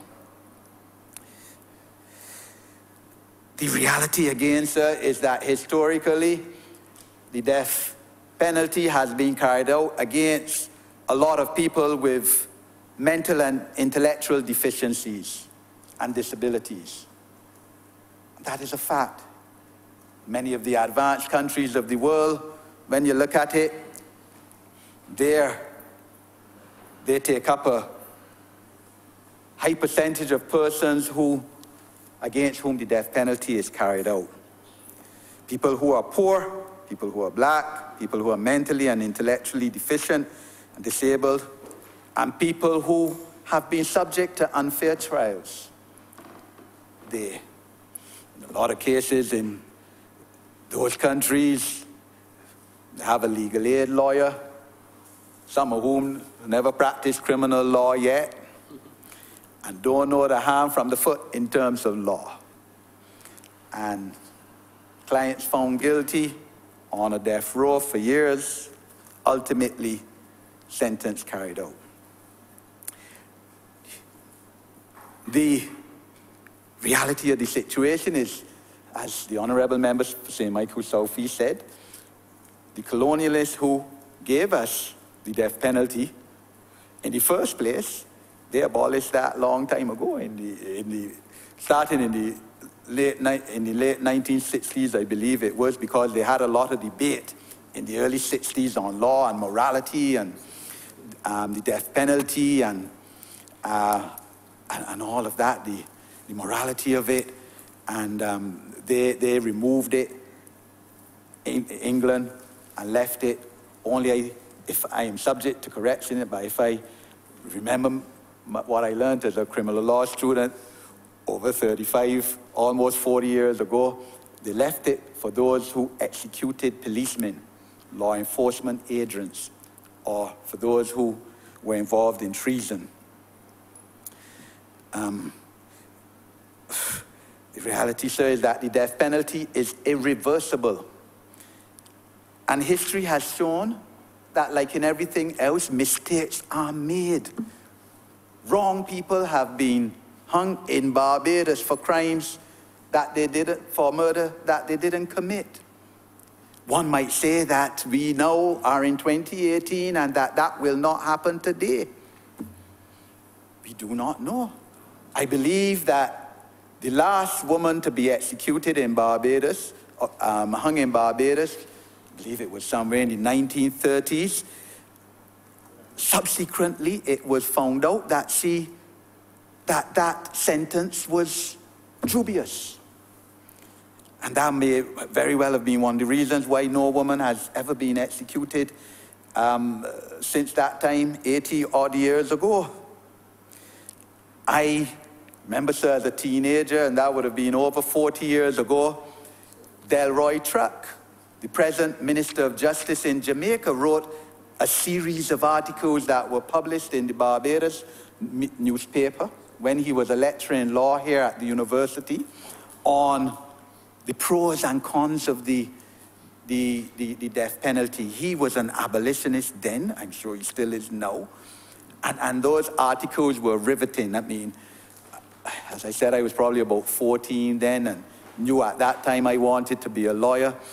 I remember he spoke about instances in Jamaica, for instance, where the wrong twin, it was subsequently found out that the wrong twin was executed. They were identical twins, and they executed the wrong twin when it was found out after that was the identical twin that committed the crime, not the twin that they executed. And these things happen. No system is foolproof. I myself, sir, a lot of people don't know, and it was so long ago, I sometimes forget my first 5-6 years as an attorney at law. In the late 1980s, early 1990s, I practiced criminal law, 1 out of 5 murder cases. I know the Honourable member for Christchurch South here has done so many more cases than I have in his capacity, eminent criminal lawyer that he is.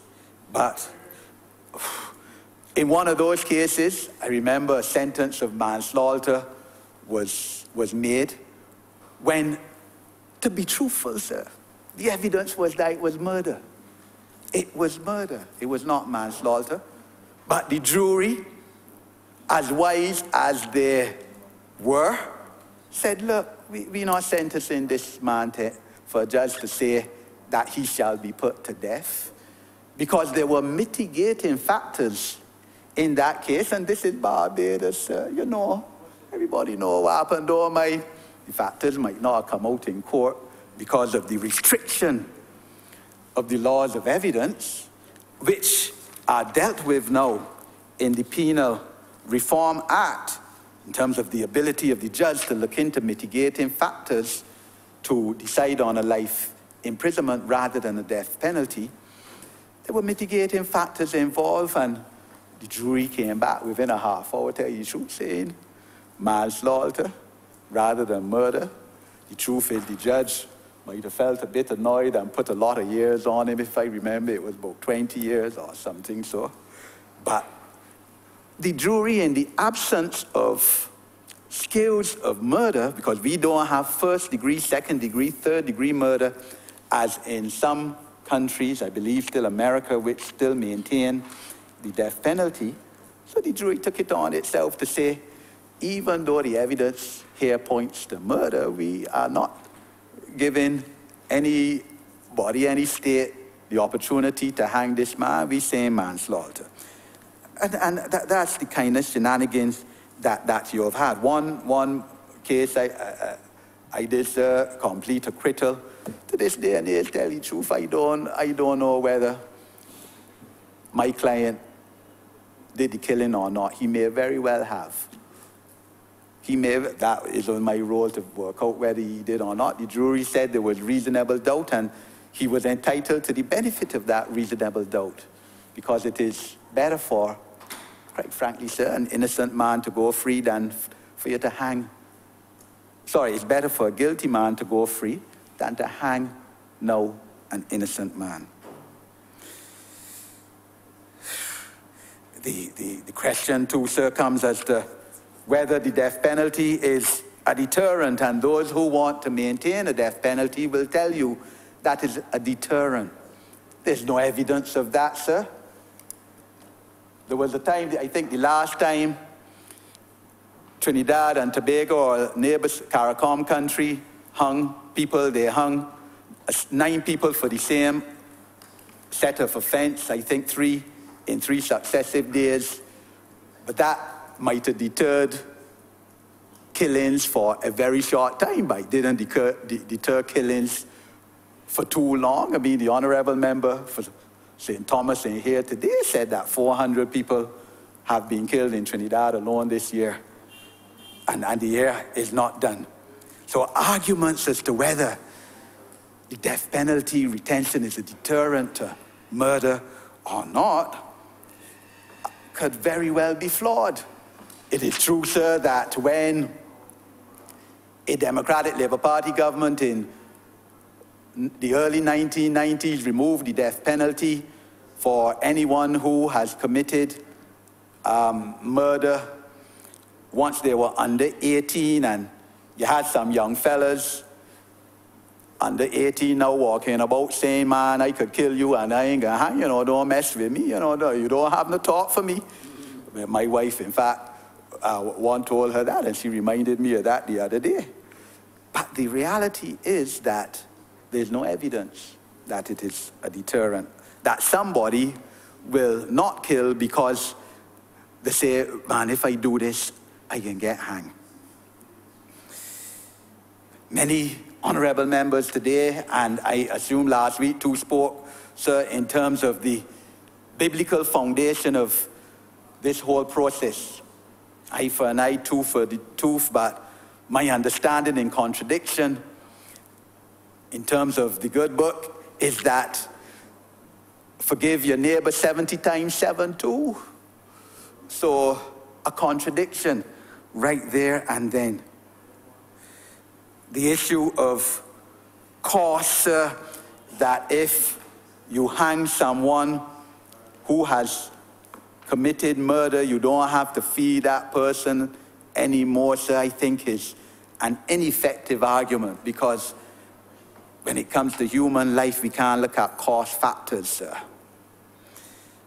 And therefore, Barbados was correct in my submission, sir, to sign international human rights conventions, including the Inter-American Human Rights Convention, which calls for the removal of the mandatory death sentence. So in addition, sir, to us now being subject to decision by the highest court of our land for the removal of the mandatory death sentence, we are obliged at international level to do what we are doing today. And as a respected partner and nation in the scheme of this globe, sir, a country that was described by the late Secretary General of the United Nations, who recently died, and God rest his soul, sir, as a country that then, if not certainly, sir, after 10 years of Democratic Labour Party governance now, punched above its weight, we have to abide by what we signed on to. And we signed on to, certainly, some would even say the United Nations Human Rights Convention, which was signed on for us as a colony in 1948, which speaks towards the right to life, and then the convention, sir, the Inter-American Convention on Human Rights, which we signed on the 20th of June, 1978, under the Right Honourable Tom Adams, sir, the Sir Henry Ford, still with us, QC, long-standing Member of Parliament, Minister of Foreign Affairs at the time, ratified, and that convention was ratified on the 5th of November, 1981, recognizing the jurisdiction. We recognized the jurisdiction of the Inter-American Human Rights Court on the 4th of April 2000, the last Barbados Labour Party government, sir, of which the Right Honourable Prime Minister would have been a part of, sir. And I see nothing wrong whatsoever with those signatures of our country to those conventions, which we are today going to comply with, sir, in these amendments. So, sir, as I said, it is not that the death penalty is being abolished here today. The judge will have a discretion as set out in paragraph 2.2 of the Offences Against the Person Act. And the judge will still be able to sentence someone convicted of murder to the death where, and I think these are highly reasonable, sir, where the murder was committed with a high level of brutality, cruelty, depravity, callousness. In other words, sir, somebody sits down today and say, I going in that house there tonight, I thieving what in that house. If somebody try to stop me from thieving and taking what in that house, I killing them, I carrying a gun, knife, and whatever happened, I carrying away whatever I find in that house. The man of the house comes up, catches them, gun, knife, dead. That, sir, I would imagine, is a case that fits into that kind of calculated planning, lengthy planning, brutality, cruelty. If, sir, the person who is killed is a judicial enforcement officer, sir, that makes sense. A judge, magistrate, DPP, legal officer in the DPP, and we have to protect such persons, sir. Nothing wrong with that. If, sir, and as, of course, minister in charge with ministerial responsibility for the police force, sir, I have to agree with this. If the deceased is a member of the Barbados Police Force, Defence Force, Special Constabulary, and is killed, of course, in the execution of their duty, that can attract, may attract, as the word of the statute says, the death penalty. If someone says, I don't like people from this particular racial group, and the people at church, a Saturday, Sunday, whatever, and the person goes and burns down the church, has happened in the United States of America, I think in the late 1950s, or 64, I think it was. The Honourable Member for St. Philip West would know this. He is an expert in the justice system. And today, even today, people still talk about that, the atrocity of that crime. So that kind of situation, the judge will have an option and say, well, look, I got to sentence you to death under these circumstances. A juror, a witness in a case, and they get taken out. That kind of situation, somebody suffering a disability, and someone who has been convicted of murder previously.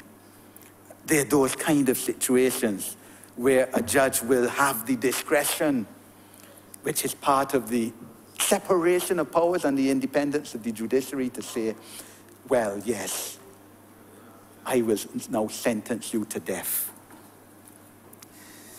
There are mitigating circumstances, sir, which are outlined in the Penal System Reform Act, which is also before this Parliament for amendment today. And again, these mitigating circumstances are, in my submission, reasonable. Members, and recently the Honourable Member for St. Michael's South has spoken about the circumstances that may lead someone to carry out a killing. And these circumstances are real. Your circumstances, you saw your father kill your mother. I'm not making any excuse, sir. I'm not making any excuse. But these are issues that bear relation to the emotional status and mental situation of an individual. And you then turn out to be violent now towards women or men. The economic and social circumstances of the person, of the killer, situations that a judge will take into account to decide whether he's going to impose a death sentence or life imprisonment. And these have to be real, sir. We can't. Remember, you have 5 minutes. Thank you, sir. We can't stay in our high and mighty position as parliamentarians and say, man, you know, these people down there. We are involved in it. We represent these people. And as I said, in some countries, and we know it, in some of the developed countries, 1 out of every 4 person who is black, male, in jail at the lowest ladder in terms of socioeconomic status. And this is something that a judge will be able to take into account. The gravity of the offense and the need to recompense the family. You know, the family themselves might come to court, the family of the victim, and say, Judge, you know, vengeance is the Lord's alone. I leave him to the Lord. Don't sentence him to hang. You take that into account. But one of the fundamental issues for those who are death penalty proponents is that the death penalty has not been carried out in Barbados now for 34 odd years. And there is no way, absolutely no way, the death penalty is going to be carried out as the law stands before today. No way anybody in Barbados can get hanged. It is more likely than not, it is more likely than that, I should say, that the death penalty would be carried out with these amendments, sir.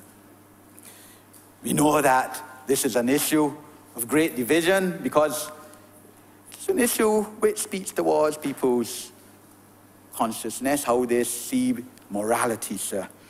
And this would transcend party lines, sir. I mean, the last time, the last time this came up for debate, as I said, in the early 1990s, when the Democratic Labour Party Parliament removed the death penalty against those under 18 years old. There was division among the Democratic Labour Party. The then Member of Parliament for St. Philip South, Harold Blackman, was extremely vexed. Said he felt people's necks should pop. But then you had, on the other hand, then Minister David Thompson, in his first ministerial capacity, Minister of Community Development, who, it was rumored, was a member of Amnesty International, who said, no. So this transcends party lines. And I would assume that in almost any parliament in the Caribbean, maybe, certainly in the Caribbean, let's deal with the Caribbean, Barbados, maybe too, it might be down 50-50. In society, the wider society, it might be 50-50 in terms of pro and against execution of death penalties. The issue, though, sir, like I said, I try to be a realist. I've grown to be a realist as I believe I've matured in life. And as minister with responsibility for the prisons, we have to go deeper in terms of rehabilitation of criminals, sir, especially young criminals. And let's face it, the majority of people who come into conflict now with the criminal justice system are young, very young people between what? Age 15, 16, mid-20s, late 20s. We have to, and we are committed to strengthening the rehabilitation process of prisoners, sir, so that deviance will never become a thing of the past in any society, sir, but that we will seek to lessen that aspect and the reaction where people feel that they have to react violently to any, what they perceive as any infraction against them or any disrespect against them. We have to strengthen the juvenile justice system, sir. That's in need of tremendous reform.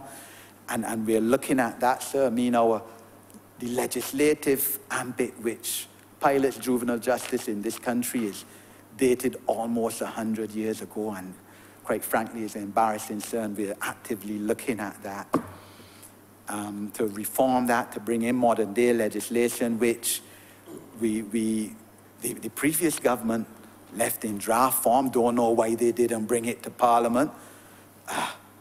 The week before Parliament dissolved, they rushed it through Cabinet, but Parliament dissolved on them and they never brought it to Parliament. By that time, we were finished with them and Parliament anyway. But the role served the Ministry of Education, again ably led by my colleague and friend, the Honourable Member for St. Michael's South East, has a key part to play in this. And I believe that Honourable Member referred to it a bit in her speech earlier on today. We have to, again, reform our educational system now, sir, where people feel that they have hope have hope in something called the Barbados brand, and that they don't have to commit illegalities to get through. And we will fight tooth and nail to reform that whole system, the educational system, the juvenile justice system, sir. We will do it, whether it is with the building blocks, whether it's with the trust loans, whether it's with restoring free tuition fees at the University of the West Indies, sir, whether it's in terms of giving skills to the people, to the young people of Barbados who may not be academically inclined, sir, but have tremendous talent in other areas because they go in prison and they come out as some of the best painters in Barbados, sir. I have 3 paintings long time ago from someone who was in prison for a serious crime, sir. 3 paintings in my house. And these persons, sir, must be given an opportunity. And this, sir, is all about what we are doing today in terms of seeking the amendment to the Constitution and these 2 bills on the mandate, to remove the mandatory aspect of the death penalty, but to still keep the death penalty, sir, under certain circumstances, even after mitigating factors have been pleaded before the court. I thank you, sir. You're welcome. Member for St. Michael Norfolk. Yes. Mr. Speaker, sir, I rise to give my support to the amendment of this bill. And, sir, I know there are present situations where people are charged for murder. And really and truly, these persons should be charged for manslaughter. There are also present situations, sir, where people are charged for murder that should not be charged for murder.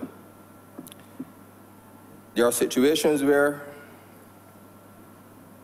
John and Paul may go out together, and Paul may leave the scene, and John may commit murder and call Paul's name, and then Paul end up being charged for murder with John. And, Mr. Speaker, sir, this amendment will give the law courts the power to execute the appropriate punishment for such crimes. And we live in a society, Mr. Speaker, sir, where the innocent can suffer at the hands of the wicked. And I don't support murder, but I know there are various causes that can lead to murder. And a case like self-defense can lead to murder. Sometimes people may skylark. John may skylark with Jeff. Jeff may have a bad heart. And John may give Jeff a cuff and cause Jeff to come cold. And poor John get charged for murder. And sometimes it may be a case of aggravation that can lead to murder. And the member for Christchurch East last week spoke about a case when a drug addict found a gun in the garbage. And this drug addict attempted to go in Nelson Street to put this gun up for sale. And unfortunately, he wasn't successful in getting a sale, but two men decided to go and attempt to take the gun from the drug addict. And one of those men ended up being shot, and he died. And Mr. Speaker, sir, James, the servant of God, said, "Know this, my beloved brother, let every person be quick to hear, be slow to speak, be slow to anger, for the anger of man does not produce the righteousness of God." And in some cases, sir, like the case that the member for Christchurch East spoke about last night, it is not fitting that, based on the evidence, that a person should be sentenced to the death penalty. And suffice to say, all murder cases only merit should not be the death penalty. And like I said, sir, I don't support murder, especially murder that was intentionally committed, and the evidence is there to support it. And Mr. Speaker, sir, I do support the amendment, and I support giving the law courts the ability to proceed with the appropriate punishment based on the evidence. And Exodus 21, verse 1 states, "Now these are the judgments which thou shalt set before them." And this is exactly what this government and the member of Christchurch East set out to do when he gave his presentation last week in relation to the amendment of this bill. Sir, and with that being said, I do oblige. Thank you. Honourable Attorney General.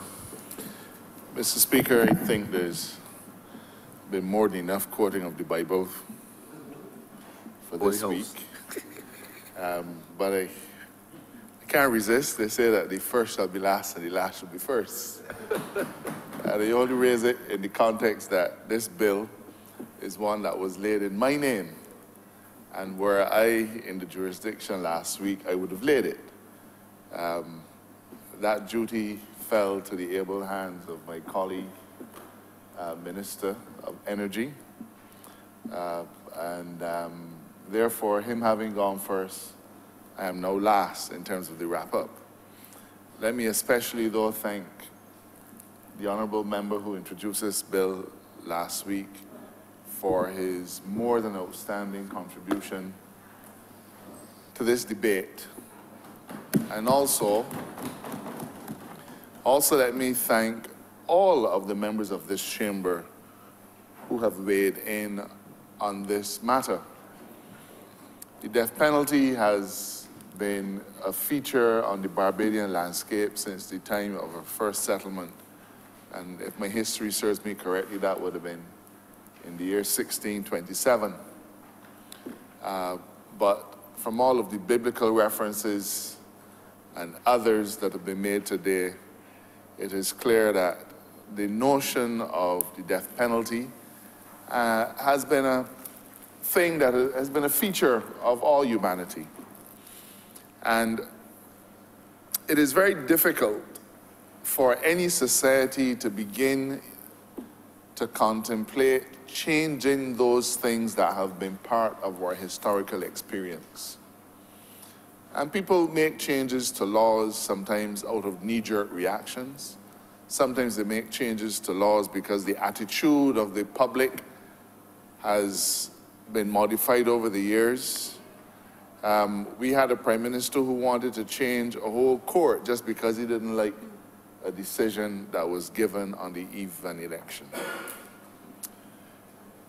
This is not any kind of tinkering with the laws of Barbados.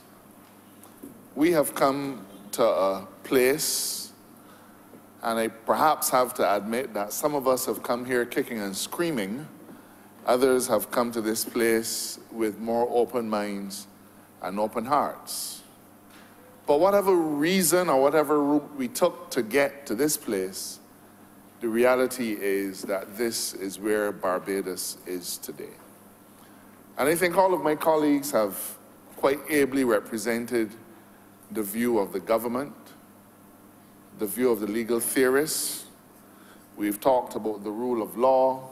We've talked about the importance of the Caribbean Court of Justice and where they sit in terms of our judicial system.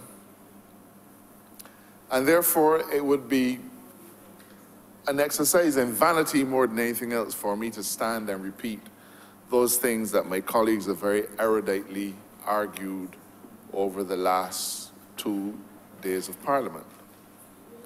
So, in wrap-up, I just want to share with this chamber a few facts.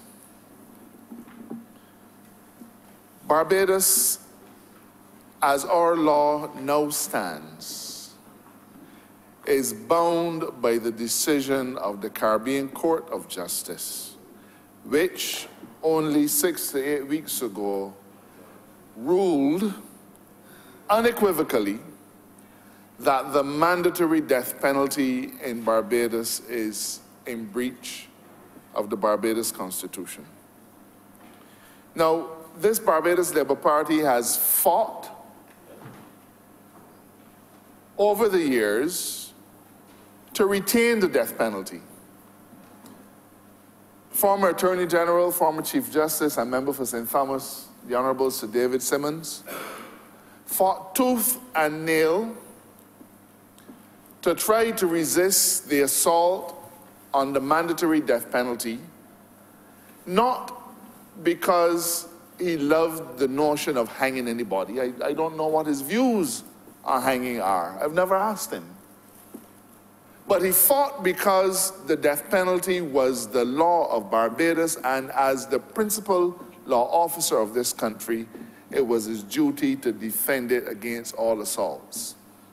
And Sir David Simmons defended the right of the Barbadian judiciary to impose the mandatory death penalty on an accused or on a convicted person in the before the Inter-American Commission on Human Rights. Those efforts resulted in an amendment to our Constitution, which served to preserve the mandatory death penalty within the context of what is called our Savings Clause. The Attorney General who succeeded Sir David Simmons, now the Prime Minister of Barbados, when she was Attorney General, she fought as far as in the Privy Council to retain the right of Barbados as a sovereign nation to carry out the death penalty on convicted people. So And I know the Prime Minister's views on the death penalty, but it'll be for her to say what those are. But the point is, and when I was Attorney General, I also had the responsibility to help to fight in the same Inter-American Commission on Human Rights to retain our death penalty. So, sir, throughout the 90s and the first decade of this century, 3 attorneys general coming from the benches of the Barbados Labour Party fought to preserve the right of our court to have the mandatory death penalty. That is our history, and it is nothing that we need to be ashamed of. Our duty was to protect and to preserve the laws of this country. But we're now in a different environment. And our duty continues to be to protect and to preserve the laws of this country. But part of that protective mechanism must be the recognition that when once a court rules on the status of our law, then we either appeal that ruling or we accept that ruling. In this case, Mr. Deputy Speaker, the Caribbean Court of Justice, in an appeal from 2 individuals, one Severin and one Nervais, who are both convicted of murder and are now on death row at Her Majesty's Prison Dodds. That court ruled, as I said earlier, that the death penalty is, the mandatory death penalty is in breach of our constitutional provisions. Now, sir, our Constitution says that the Constitution is the supreme law of the land, and to the extent that any other law is inconsistent with it, that other law is void. So this whole juridical exercise has been a contest between our Constitution, the supreme law of the land, and another piece of legislation called the Offences Against the Person Act, which, in the hierarchy of our laws, is more or less secondary to the Constitution. The Constitution is the measuring stick, sir. And if a law is found to be inconsistent with the provisions of the Constitution, then that law is itself unconstitutional. And our Constitution has guaranteed several things. It guarantees, sir, the right not to be visited by cruel and unusual punishment. But the Constitution also, in a sense, guarantees the idea or the principle of the separation of powers. In relation to the former, that's easy. But in relation to the latter, sir, the Constitution establishes that you will have an executive, a legislative arm, and a judiciary. And it makes it quite clear that each arm has a particular responsibility and that one may not trespass on the others. For many years, we've had laws in Barbados which have stipulated what should happen to an accused in the event that they're convicted.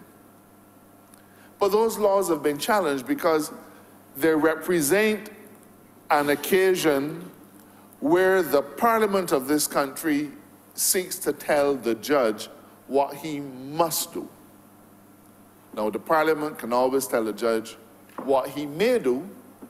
In fact, an important part of the role of Parliament is to set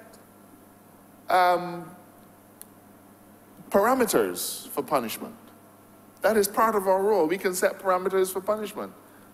And therefore, when Barbadians cried out that the level of fines, for example, that we had that are to be found in the bill on the integrity of public life, It is a recommendation from the people, one accepted readily by this Parliament, that this Parliament has a role to play in determining the range of punishments.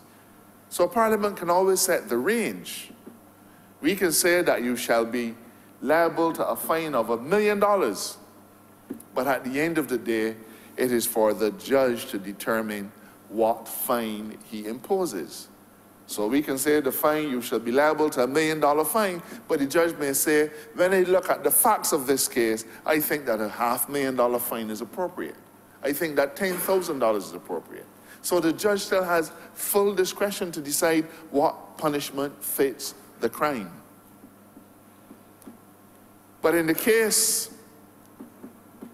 of our Offense Against the Person Act, Section 2 of the Offense Against the Person Act says that any person found guilty of murder shall, in fact, let me read it, Mr. Speaker, because I don't want the public to be in any doubt as to what the laws of Barbados says.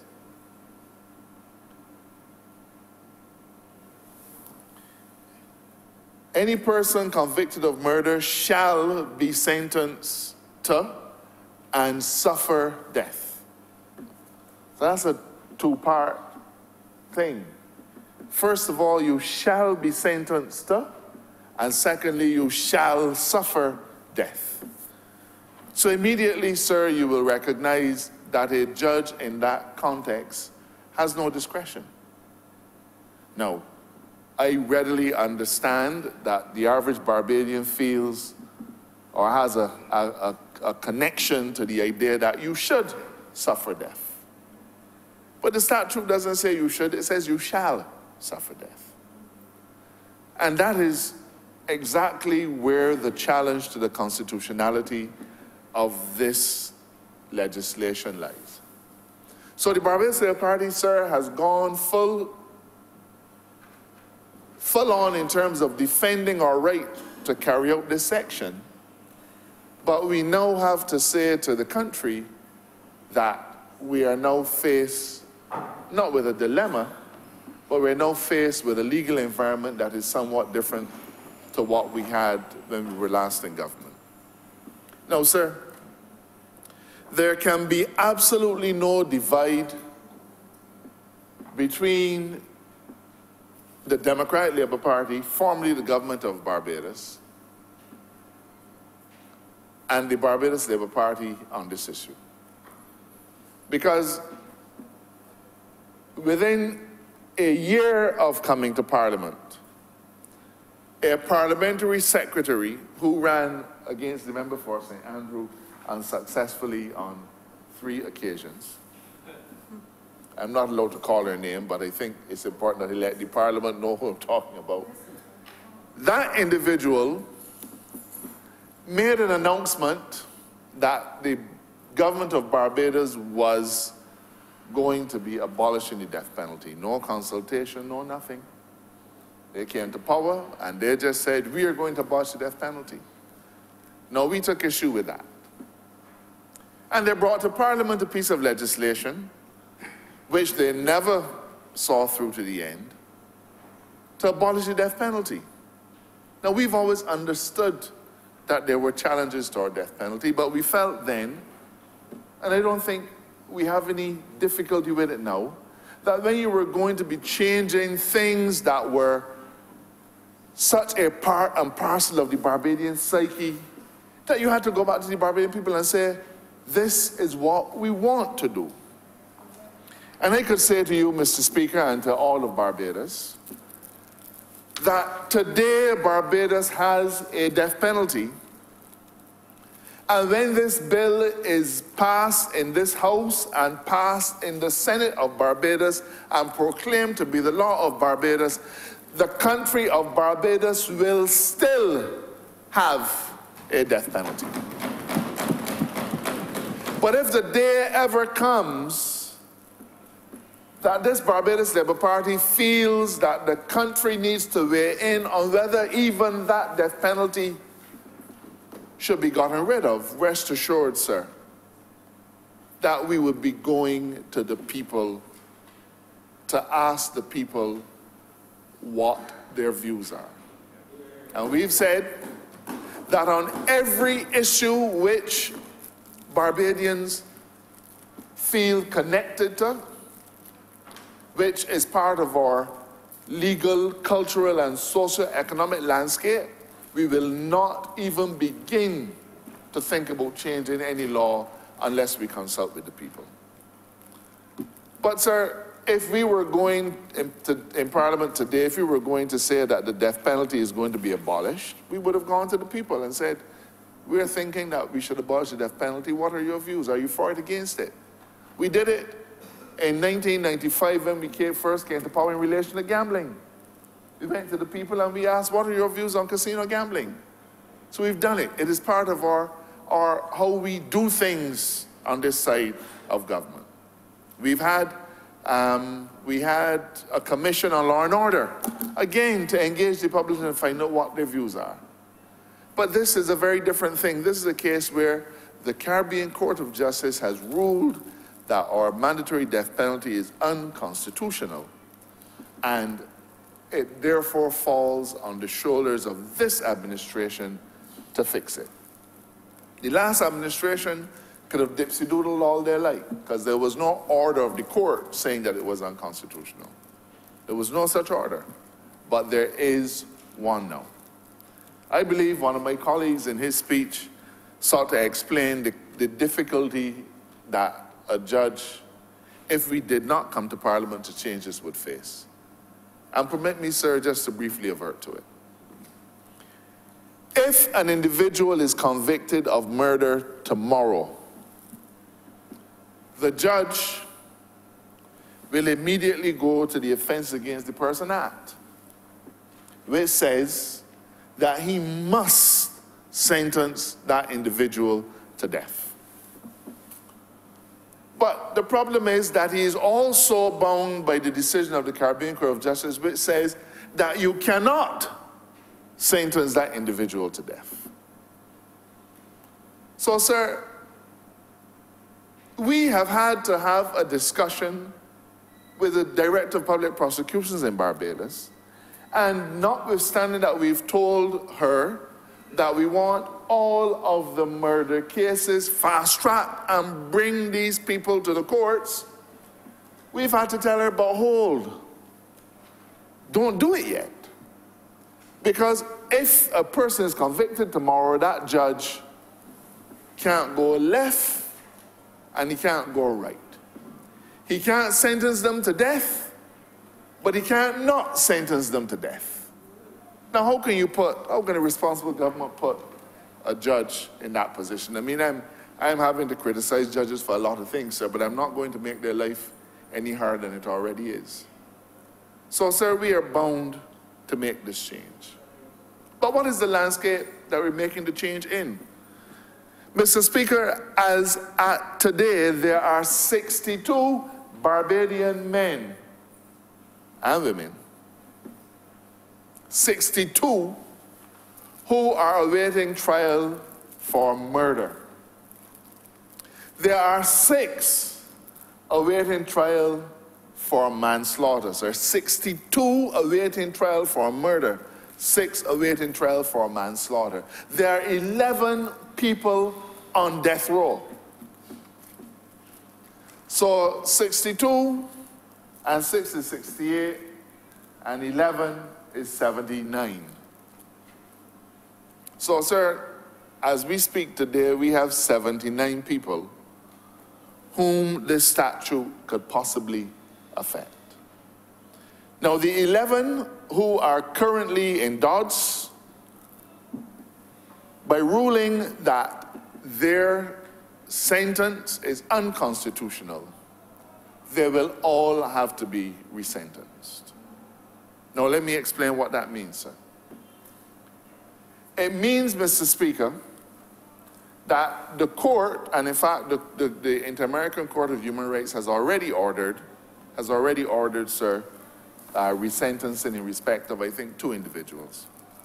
But what it really means is that the individuals will go back to court and the judge will take into account such matters as he needs to take into account and then make a decision, which is what they're going to be doing henceforth. But it must be a frightening prospect for us, sir, that we have 62 people who are charged with murder, but that on the law as it stands, we would likely not be able to inflict capital punishment on them. Now, sir, I don't want to get too deeply into the issue of whether capital punishment is right or wrong. I have always supported capital punishment. But my view on it, sir, is that it is not every case that requires the ultimate of sanction, that your life be taken from you. But that's not what I got elected to Parliament to do. I don't think so. It is possible that we will have to deal with those issues again.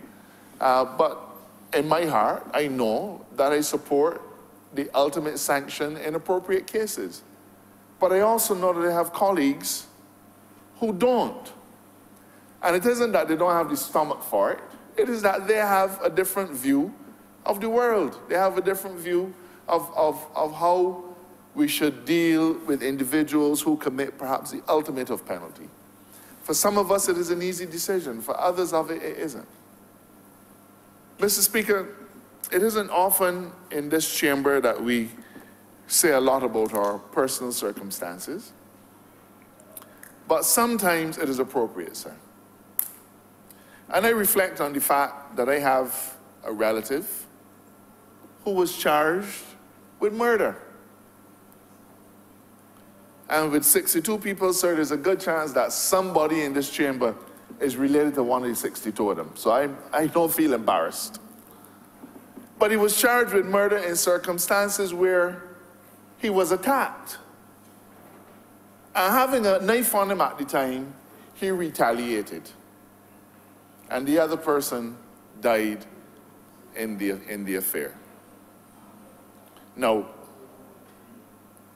based on what I know of the law, that might have been an instance of provocation, might have been an instance of self-defense, it could have been many things.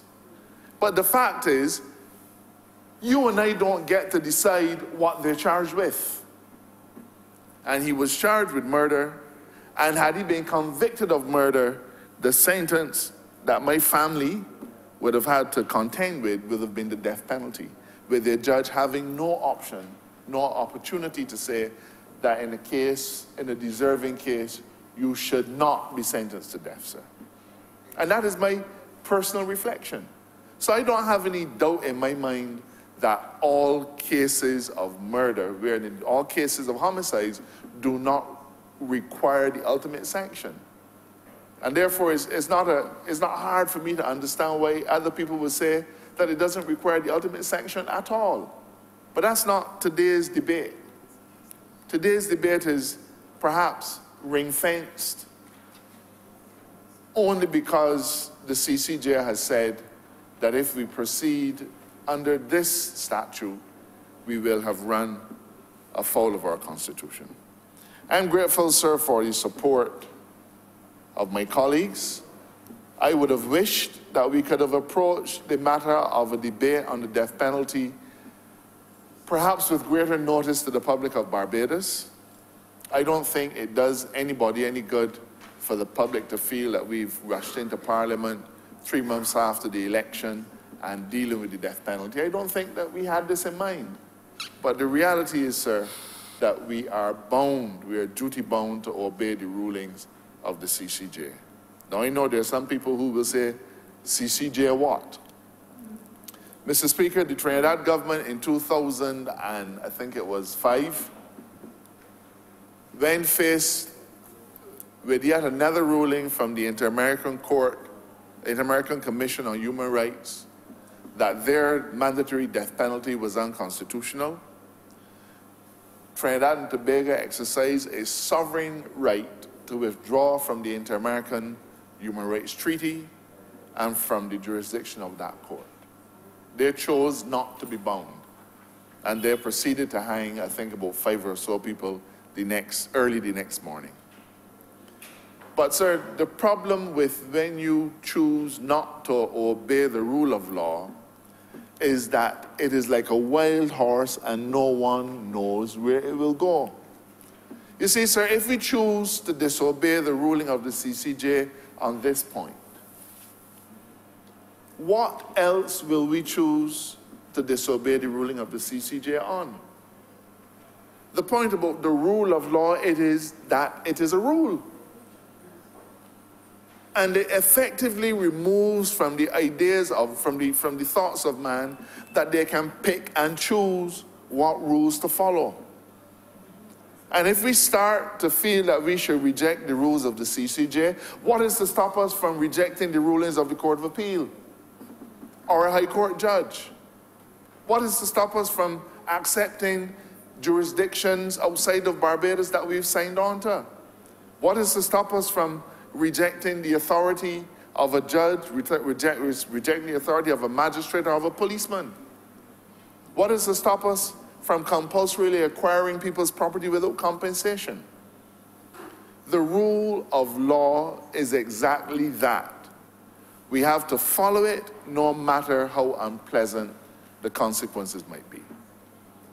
So I assure Barbadians that rather than getting rid of the death penalty as a whole, that this particular change to the law will actually allow us now, if a person is committed to the death penalty, to see the death penalty carried out. Because the court will now be freed up of the fetters, and a judge can now say, I believe that the death penalty is appropriate in this case, and any appeal, therefore, could not be on the basis of constitutionality, but have to be on some other reason. Now, sir, each of the individuals who have to face the courts will therefore be facing the courts under somewhat different circumstances. But perhaps circumstances which should be of greater dread to them than now. Because there's no doubt in my mind that the appetite for Barbadians to see criminals being punished is perhaps at its highest now than at any time in the last few years. It is not to our credit that in a single year a country like Barbados could have over 25 murders by gun. That is not to our credit, sir. And Barbadians are crying out for justice, and they're crying out for justice to be dispensed with speedily. And this bill helps to set a framework for that. Before I conclude, sir, and I promise you it will be within the next 2 minutes, I would just want to update Barbadians on a few matters, sir. It is common knowledge that we had committed to having additional judges put in place by September to deal with the backlog in the criminal courts. Now, sir, there are over 1,000 indictable matters that are awaiting trial. And by indictable, I mean high court matters. Over 1,000. In fact, I believe the current number is about almost 1,040. But we only have 2 high court judges, sir, who are working in the criminal bench. So if you do the math, 1,040 indictable matters, 2 high court judges, that means each one they have to do 520.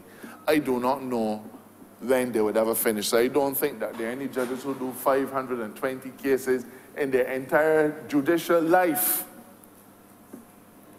Far less 520 indictable matters.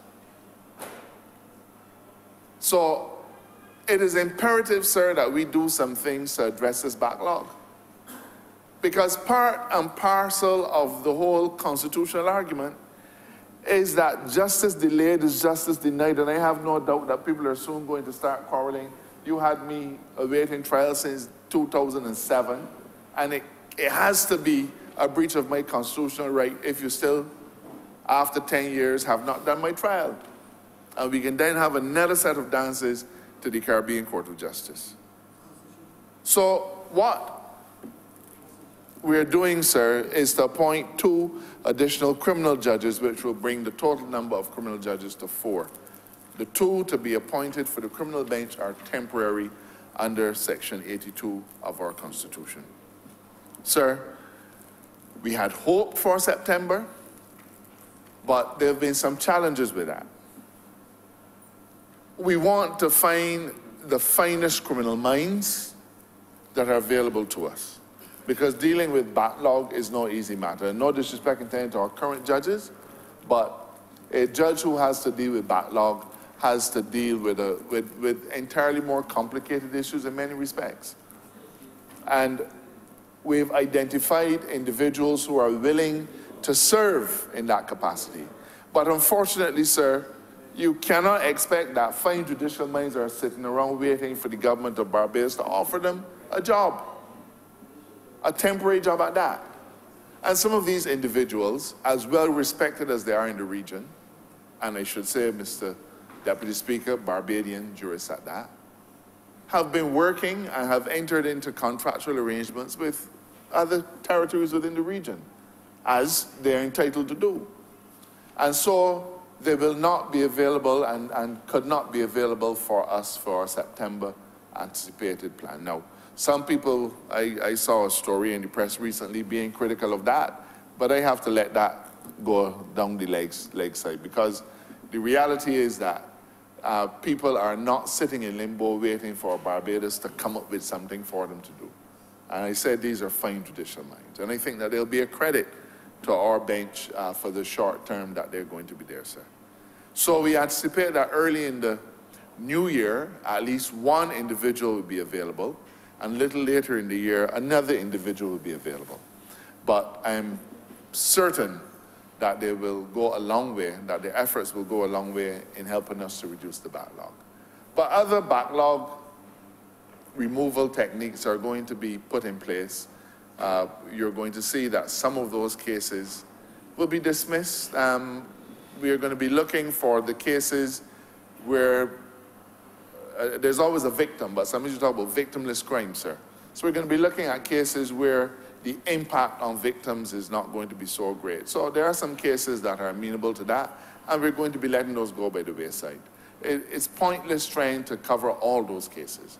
I'm not going to talk today about the civil bench, because while we know that we have 1,030 in the criminal bench, we probably have 15 times that in the civil bench, sir.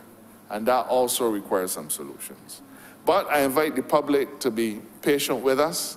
Justice delayed is justice denied, but equally justice hastened is often fraught with difficulty and mistakes. We've come to government after 10 years of watching the society deteriorate and watching our judicial system have challenges. We watched it happen over 10 years. The country cannot expect that we can come into power and completely turn around 10 years decay in 3 months. That is fanciful. It will take us not as long as it took to destroy it, but in order to rebuild carefully and to rebuild in such a way that the institutions will be progressively strengthened and will last us for another 100 years, we have to do so, sir, with care and painstaking attention. But I'm confident that we will get the job done. We will get our court system working again as it should. People will be receiving their day in court, and they will feel that justice is being done, sir. And all of this presents itself as an opportunity to this chamber today. Mr. Speaker, in addition to the Offense Against the Person Act, there are also 3 other pieces of legislation, which are 4, which are going to be amended today, but these are all consequential amendments, and I think that I've trespassed on the patience of honourable members for far too long. And so with those few words, sir, I beg to move that this bill be read a second time. Second. Someone second it? The question is that this bill be read a second time. Those honourable members in favour, please say aye. Those against, please say no. Methinks the ayes have it. I beg to move, sir, that you now leave the chair and that the chairman of committees and that the House resolve itself into committee, sir. I was going to say I'm the chairman. Go and sit.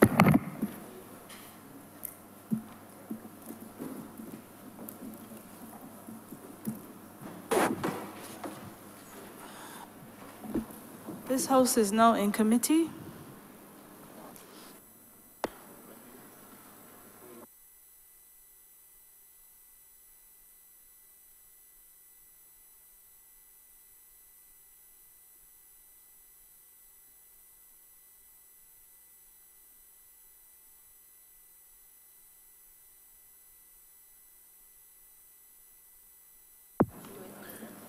Madam Chairman, before I get to clause 1, I just want to make 2 adjustments to the bill. In the objects and reasons of the bill, the word section 2, or the 2 words section 2 were deleted, and therefore I'd like to have that reinserted into the objects and reasons. Pedro. This, when they get to clause 2. So, no, this is, it was deleted, it has to be put back.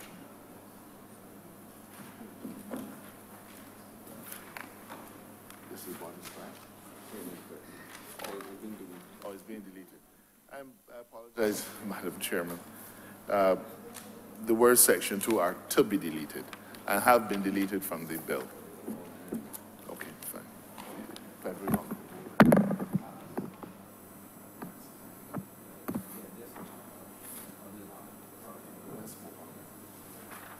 You're doing clause by clause? Go ahead. Madam Chairman, I beg to move that clause 1 stand part. Question is that clause 1 stand part. Just change the objection reasons. The objection reasons was changed. Question is that clause 1 stand part. All honourable members in favour, please say aye. Aye. All honourable members against, please say no. Methinks the ayes have it. Clause 2. Madam Chairman, I beg to move that clause 2 stand part. With the amendment. With the amendment. Yeah, just indicate what the amendment is. The amendment, Madam Deputy Chairman, is to be found at Paragraph 6. clause 2. Paragraph 6. 2.6. And that amendment, Yeah, she has 2 caps, so one is being removed. yeah, we have the word, well, the abbreviation cap appearing twice. So 1 needs to be removed. So with that amendment, I make to move that clause 2 stand part. As amended, stamp. As amended. I beg to second. Question is that clause 2 stand part. As amended. All honourable members in favour, please say aye. All honourable members against, please say no. Methinks the ayes have it. Clause 3. Beg to move that clause 3 stand part. I beg to second. Question is that clause 3 stand part. All honourable members in favour, please say aye. All honourable members against, please say no. Methinks the ayes have it. Report. No, you go. Yeah. Madam Chairman, I beg that you now do leave the chair and report to His Honour the Deputy Speaker the passing of 1 bill in committee With amendment. with amendments. I beg to second. Question is that I now report to the Deputy Speaker the passing. I can go down 5, 6, 7, and then go back up to.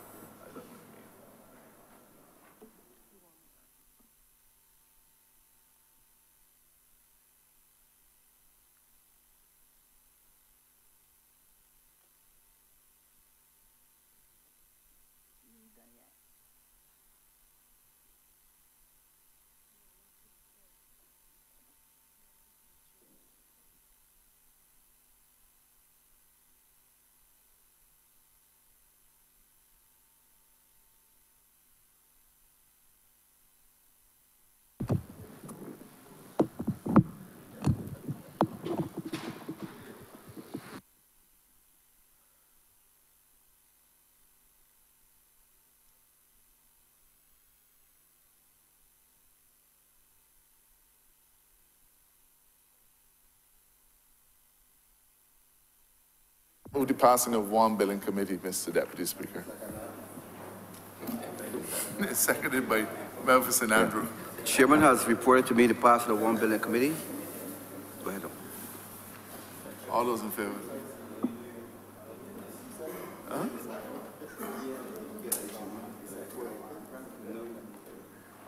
I beg to move, Mr. Deputy Speaker, the passing of one bill in committee with amendments. And beg to move the third reading, sir.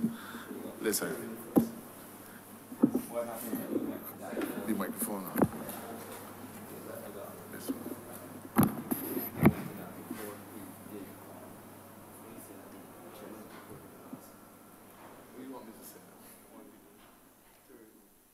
Third time. I apologize. I was having a conference with the clerk, sir. Beg to move that this bill be read a third time. I beg to second, sir. Question is that this bill be read a third time. All those members in favor say aye. Aye. Those against it say no. Methinks the ayes have it. Pass.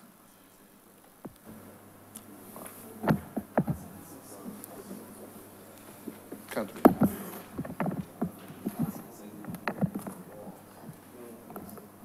I beg to move that the bill be now cited as the offenses against the person's amendment. Beg to move that this bill do no pass and be cited as the offense against the person Amendment Act 2018. Seconded. I beg to second, sir. The question is that this bill be no pass and be so cited. All honourable members in favor say aye. Aye. Those against say no. The ayes have it. This bill is now passed and so cited. In the name of the Honourable Attorney General, to move the second reading of the Penal System Reform Amendment Bill 2018. Move that this bill be read a second time. I beg to second, sir. Question is that this bill be read a second time. All honourable members in favor, please say aye. Aye. Those against, please say no. Methinks the ayes have it. Mr. Speaker, Mr. Deputy Speaker, I beg to move that you do not leave the chair and that this House resolve itself in the committee. Question is that I do not leave the chair and this House resolve itself in committee. All honourable members in favor say aye. Aye. Those against, please say no. Methinks the ayes have it.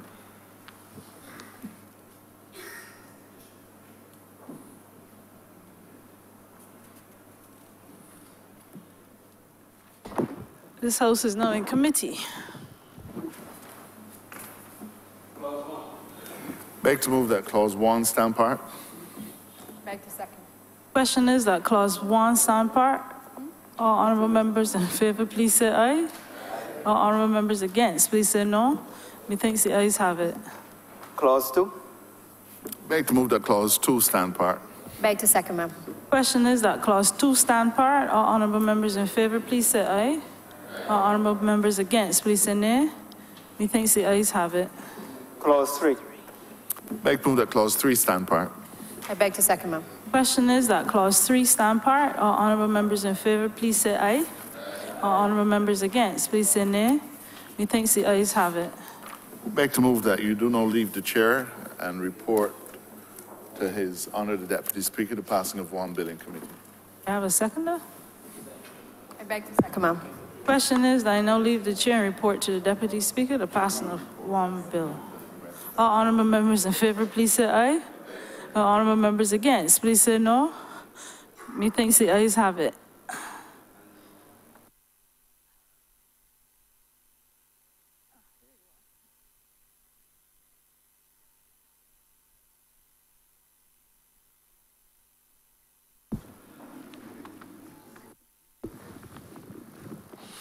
Chairman of committee has reported to me the passing of one bill in committee.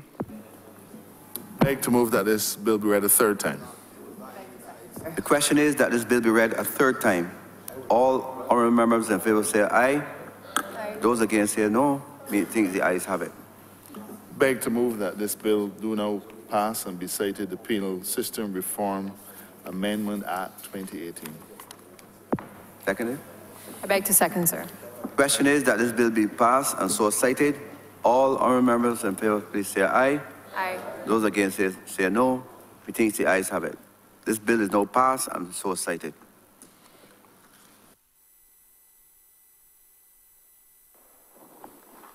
Order number 7, sir. In the name of the Honourable Attorney General, to move the second reading of the Prisons Amendment Bill 2018. To move that this bill be read a second time. Sir. Question is that this bill be read a second time. All honourable members in favour say aye. Those against say no. Methinks the ayes have it. That you do now leave the chair and that the House resolve itself into committee for further consideration of the bill. The question is that I do not leave the chair and this House resolve itself in committee for consideration of this bill. All honourable members in favour say aye. Those against say no. I think the ayes have it.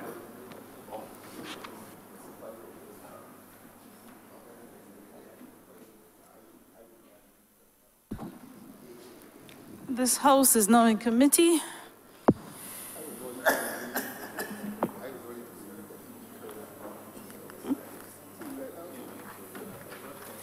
Clause 1. Beg to move that clause 1 stand part. Beg to second, ma'am. Question is that clause 1 stand part. All honourable members in favour, please say aye. All honourable members against, please say nay. Methinks the ayes have it. Clause 2. Beg to move that clause 2 stand part.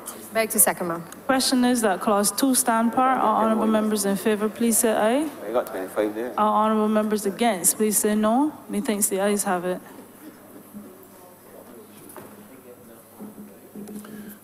Beg to move that you report to His Honour the Deputy Speaker the passing of one bill in committee. Seconds, ma'am. Question is, I report to the Deputy Speaker the passing of one bill. All honourable members in favour, please say aye. All honourable members against, please say no. Methinks the ayes have it.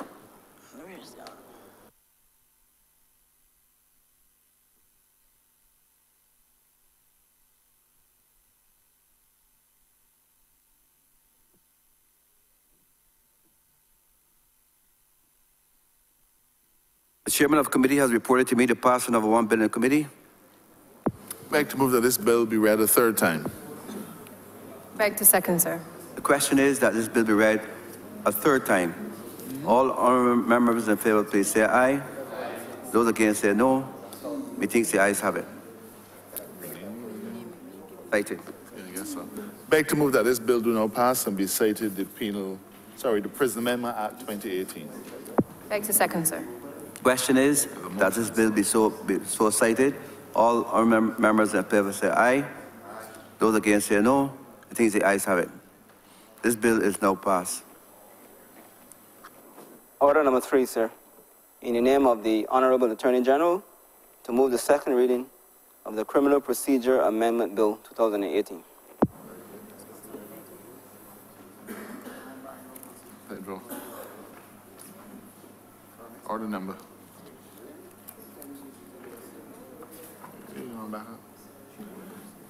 Beg to move that this bill be read a second time. Beg to second, sir. Question is that this bill be read a second time. All honourable members in favour say aye. Those against say no. We think the ayes have it. Beg to move that you now leave the chair and the House resolve itself into committee. Question is that I do not leave the chair and this House resolve itself in committee. All members in favour say aye. Aye. Those against say no. I think the ayes have it.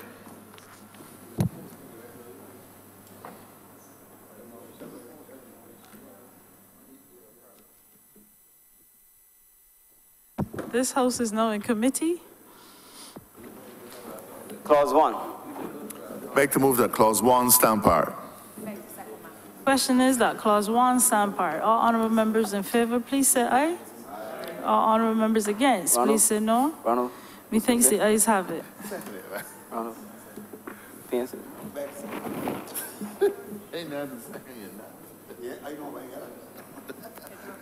Pedro, clause 2. Clause 2, ma'am.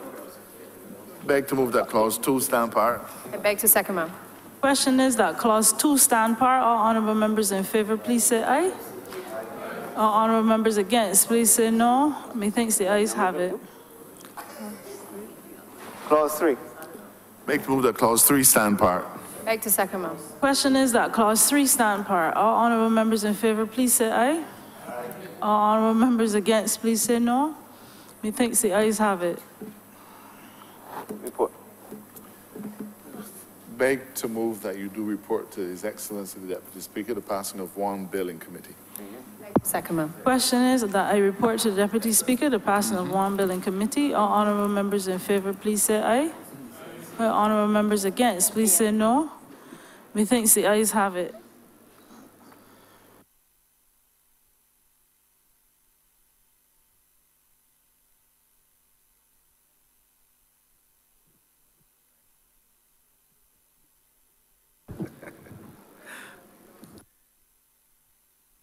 The chairman of committee has reported to me the passing of one bill in committee.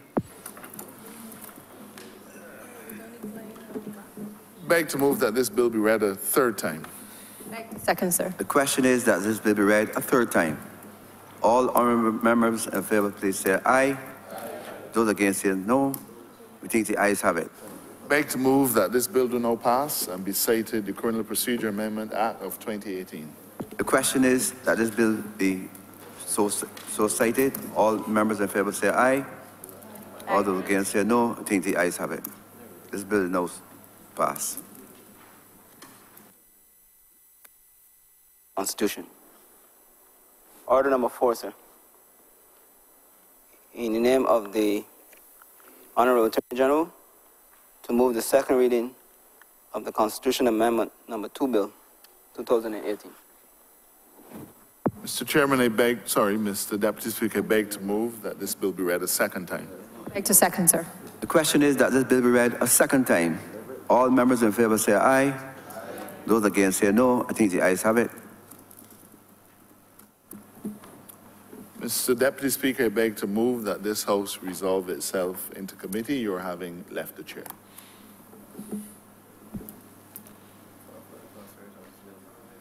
Question is that I do not leave the chair and this House resolve itself in committee. All members in favour say aye. Those against say no. I think the ayes have it.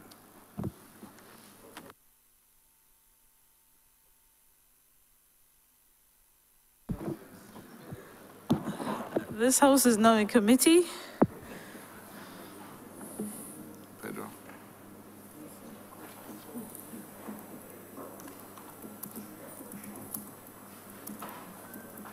Clause 1.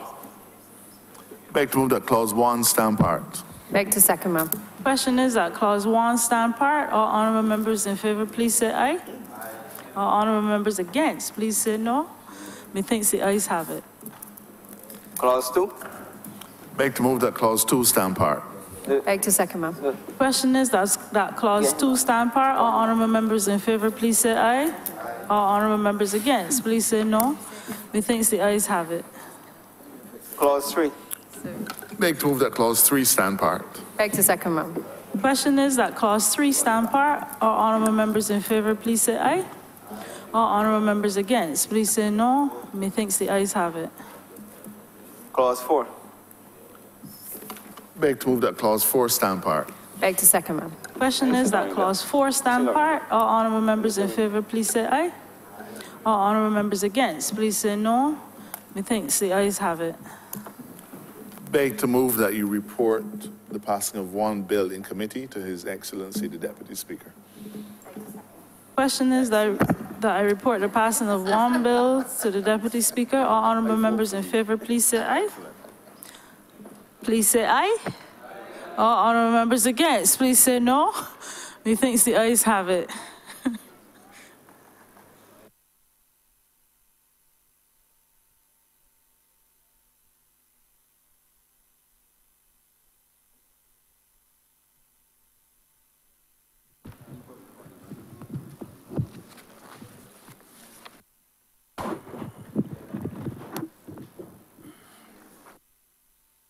Chairman of committee has reported to me the passing of one bill in committee.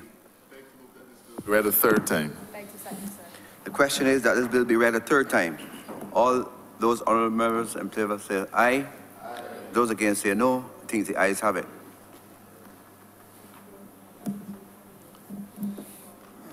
Beg to move that this bill do now pass and be cited the Constitutional Amendment Bill number 2 of 2018. Seconded? Second, sir.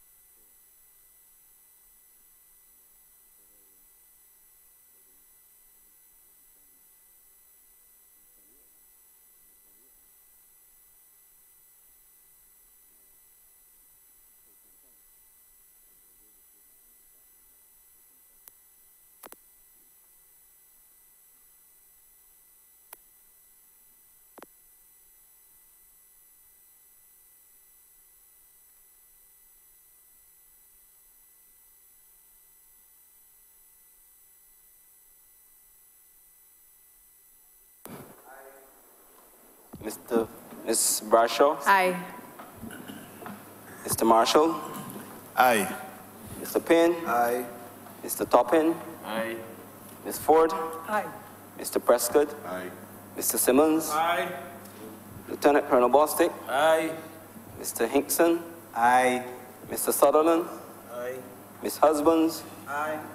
Mr. Abrams? Aye. Mr. Weir? Aye. Mr. Ford? Mr. Thorne? Mr. Goodenedgel? Bishop Appley? Mr. Griffith? Mr. Phillips? Mr. King? Mr. Jordan? Mr. Humphrey? Ms. Cabell? Mr. Strong? Dr. Brown? Mr. Rowe?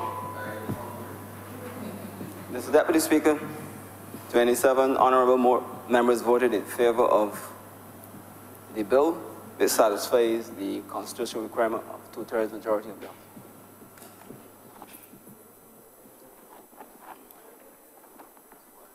You had, I don't think you had put. No,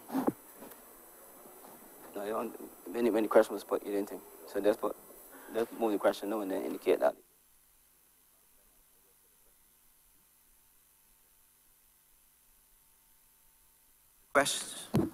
The question is that this bill be now passed and so cited.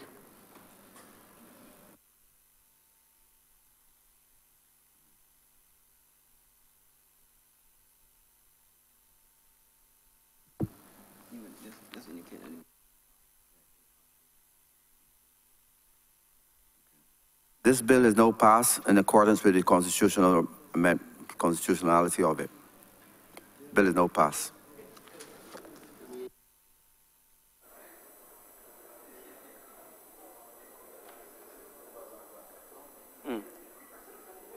We commit who?